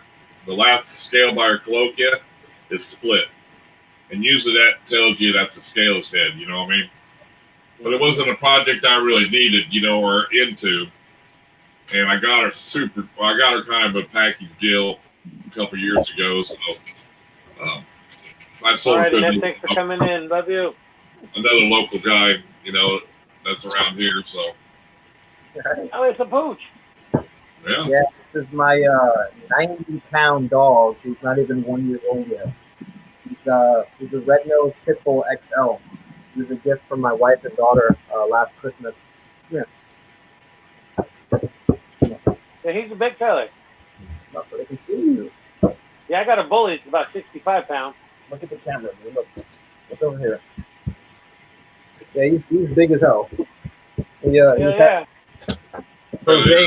Jose comes over and he wrestles with him all the time. He really likes Jose. He's a sweetheart. That's about like the size of my goddamn English Mastiff I had back in the day. It was 250 pounds. Oh wow. No, he's about 90 pounds, but he's impressed. He's a puppy, Yeah, he's a puppy. When we walk him outside, people are like amazed with his size. They're like, "Well, that's a big ass dog." Like I'm scared. And I'm like, "He's only 10 months. Chill." But they don't realize though, it's just the size don't mean they're mean. Hell, some of them little dogs are meaner than them big ones. Most of those little dogs are meaner than the big ones. I can't think of one small dog that hasn't like barked or tried to bite me in the feet. Like they're, I stay away from the small dogs. You got your wax paper answer. Yes, wax paper has big. Wax paper and it's great. Less water on the top. Never had water drops on my eggs. Cool. Okay, well that's good to know then. Because over the pressing seal, we were talking about how much moisture it collects. Where that don't have the water build up on the top, so that's awesome. You know what I'm saying? Yeah. I mean, yeah. But yeah, you got Saint Menard. That's 90 pounds of puppy. But yeah, I mean, yeah. Well, that's good to know because everybody always talked about pressing seal, but I see the moisture build up on the top a lot. So if you were going to cover it up, it makes sense to use wax paper. You don't get the moisture build up, so you ain't got to worry about dripping all over your eggs. I love that. I love that kind of innovation. That's what I'm always preaching. Like, I've never heard of that before this person. And like you said, might as well. It sounds like a genius idea. Most people just see press and seal and they stick to that, and they don't want to, venture out and explore and find a better solution. Things could always be better, in my opinion. So I think that's really cool and innovative. Yeah, and that's what I like about it is, different ways to do things, and you learn different things from different people. And I mean, I watch so many different videos, dude. I ain't gonna lie, and because I follow so many different people, it's hard to keep up sometimes. But I mean, that's where you learn a lot of your new research. Well, I even tell people in my videos, it's like, look, you were searching for information. Don't stop here. There's more amazing reptile keepers out here that have their own ways. Just, search 10 different people and take a little bit from everybody and make it work for you. Yeah. Right, and then that's what you do. But I mean, if people don't try new things, how do you gonna know if something ain't? Because everybody's like, "Oh, you gotta use press and seal." You see it in every video, and that's why even the substrate's different. You still see this press and seal. That's why I use the pool analogy. There's so many people who are older guys who come in and they think that they're so great at it, and it's impossible for me, who's only been playing 3 or 4 years, to be as good as they are. But then, I'll wreck them, and just because time doesn't equate to, I used to make a lot of money when I was a kid from that. Time, you're a little punk. You can't play pool. Exactly. Just because you have more time doing something doesn't equate to you being better at that thing. Example, I've played the piano for over 13 years, but I'll play, once every couple weeks, if that. I acknowledge that someone who's only played for a year, but they play every single day, could be better at it than I am. I look at that with pool, with snakes. Just because you've been breeding for 15 years doesn't mean that your method is end all be all, and it doesn't mean that you can be more versed in that than someone like me who's only been doing it for a couple of years. It really just depends on the work you put in. That's my true belief at everything in life. I get into that issue a lot because I'm so young. In any business I'm in, I that tends to, flare up a bit. People just feel like they should be superior because of age or the time frame they've had into something. But I don't think that's as valuable as the effort put into it. Exactly. That's my opinion. So with pool, so many older guys come in and I'll wreck them, and they're sour about it. And it's like, you shouldn't be telling me about these rules. I've been doing this since before you were born. I'm like, I don't give a shit because I know you know better then. You should know better. It doesn't matter. That's why if you're 100, you should know better. Yeah, pool and snakes they're so alike to me, and they're two passions of mine. And it's the same thing. Like, it frustrates me how, like, if I say something right now, someone who's been breeding for 15 years could say the opposite, and I'll look crazy, and everybody will be against me on that just because they've done it longer. But that's relevant. That doesn't matter, At least to me. Everyone has their own. Exactly. Yeah, but you got to realize too. I mean, and what they need to realize is, I was around when all you got was normals. I remember when the first albino came. I remember when the first tiger retic was made. You kept your snakes in aquariums. You kept your snakes in plywood boxes. And it's changed over the years. You have to adapt to new change. Now we always keep things better. And just because the enclosures are better, they have to learn their other ways that are better to incubate and to do all these other things. And they don't want to. They're just stuck in that one way, we upgraded cages, but they're stuck in the old ways, Exactly. And it does change, everything changes over time. I mean, and you want the best for your animal, That's why I said things could always be better. Like, what if I try this experiment and I find out that, because I don't know if you guys know this, but in a lot of lizard species, depending on the temperatures that you incubate, it chooses the sex. Yes, especially with leopard geckos, especially. Exactly. If you incubate at high temps for geckos, they come out female. If you do lower temps, they come out male, or vice versa. It's one of the two, but that's a fact. Imagine if one of my random endeavors and I end up incubating at 93 degrees and all those eggs come out female. And then I do it again and again and again, they're all female. I just discovered something incredible, did I not? Right. But everyone's so afraid to venture out and do their own thing. They really just want to stick to the people who've been here from the beginning. And given they deserve their respect, they're OGs in this and pioneers. but that doesn't mean things can be improved on. I mean, the most successful people in the world today at anything are people who are innovators and who want to learn and get and better things. Just following the same path and staying in line behind the people you're supposed to stay in line, I think is flawed. I don't think there's any evolution with that. And I live my life to be different than that. So that's why I get into a shitload of problems on social media and YouTube and everything, because when I say things like that, people get really offended, but I don't mean any offense. It's just my thought process that I'm sharing with you guys, and I mean no offense whatsoever. Yeah.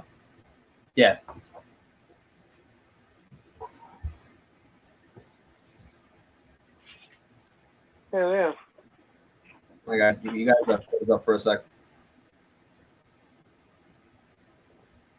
I think Irondogg is still frozen. I'm sure his phone probably died. We've been on 3.5 or almost 3.5 hours. Like we'll see if he comes back. Yeah. If he doesn't come back in a couple minutes, we'll just end the stream anyway. Because yeah, we've already been 3.5. Ready to head out anyways. My wife is heckling me that she wants to get food. Right, oh yeah, my dinner's already done. It's all sitting up there. Oh, he's back now. Let's see what's going on. What happened? Your computer died? You lose internet? It's called Oklahoma Storms. Oh, are they happening? I was just saying, if he doesn't come back pretty soon. There you go.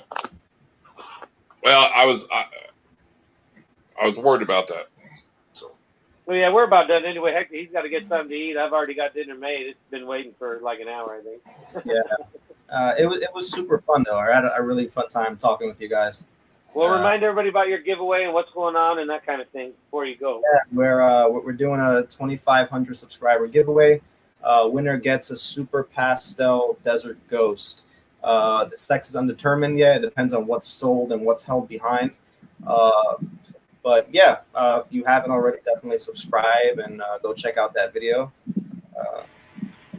Who doesn't want a free desert ghost super pastel collection? You know. Yeah, we do a lot of giveaways. We like to give back because we appreciate when people take time out of their lives to listen to us. That means a lot to me, anyways. It doesn't. So yeah, definitely check it out if you haven't. But I'm sure most of you guys do because I recognize mostly all the names. So yeah. Well, I do appreciate you coming on here, Hector. It was it was amazing to have you here. Time and.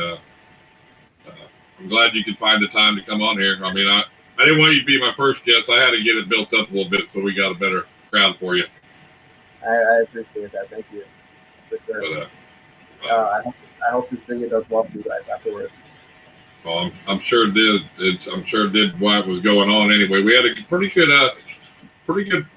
number in here the whole consistent time. I think 16, 18, 20 really people pretty much all the time. So, yep. That was really good. Up and then look who jumps in at the end. Brad's beautiful balls at the end. There is Brad. Here. And he always likes to jump in right at the end. 3.5 hours later, he wants to jump in. I know he's busy though, you know. Yeah, that's awesome. And yeah, it's all right, guys. I'm gonna sign off. Thank you again. I appreciate it. I'm Thank going you, to help this out so more people can come watch it afterwards. Sure. Thank you guys so much. It was fun for sure. All right, man. It's not the last time. Let's do it again. Yeah, for sure. And Chris, we got some stuff to talk about. So I'll be texting you soon, all right? All right, man. You have a good evening. Yeah, see you. All right, bro. All right, I'm out too. I'm going to go get some dinner. That was a good live stream, and appreciate everybody being on tonight. It was awesome. And thank you, Justin, for hanging in there. You didn't look like you were sleeping tonight, so you were with it tonight. So no, I was rolling. I wasn't sleeping or nothing. Yeah, it was a good live. So appreciate everybody in there. Doc, everybody, Jeremy, Jay, even Brad, Sherry. Make sure to stop by tomorrow night. Say hi in the live. Wednesday night we have DEA Exotic on. DEA Exotic on, and then Andrew, so he'll be on here Wednesday night. And then Friday we have Josh from Spartan Reptiles on here. So it'll be a good line. And then the following Monday we got going Uper. So it's a good lineup. So y'all, thanks for joining us, supporting us. We do appreciate it. And y'all have a good night. Peace. Take care. Stay wild.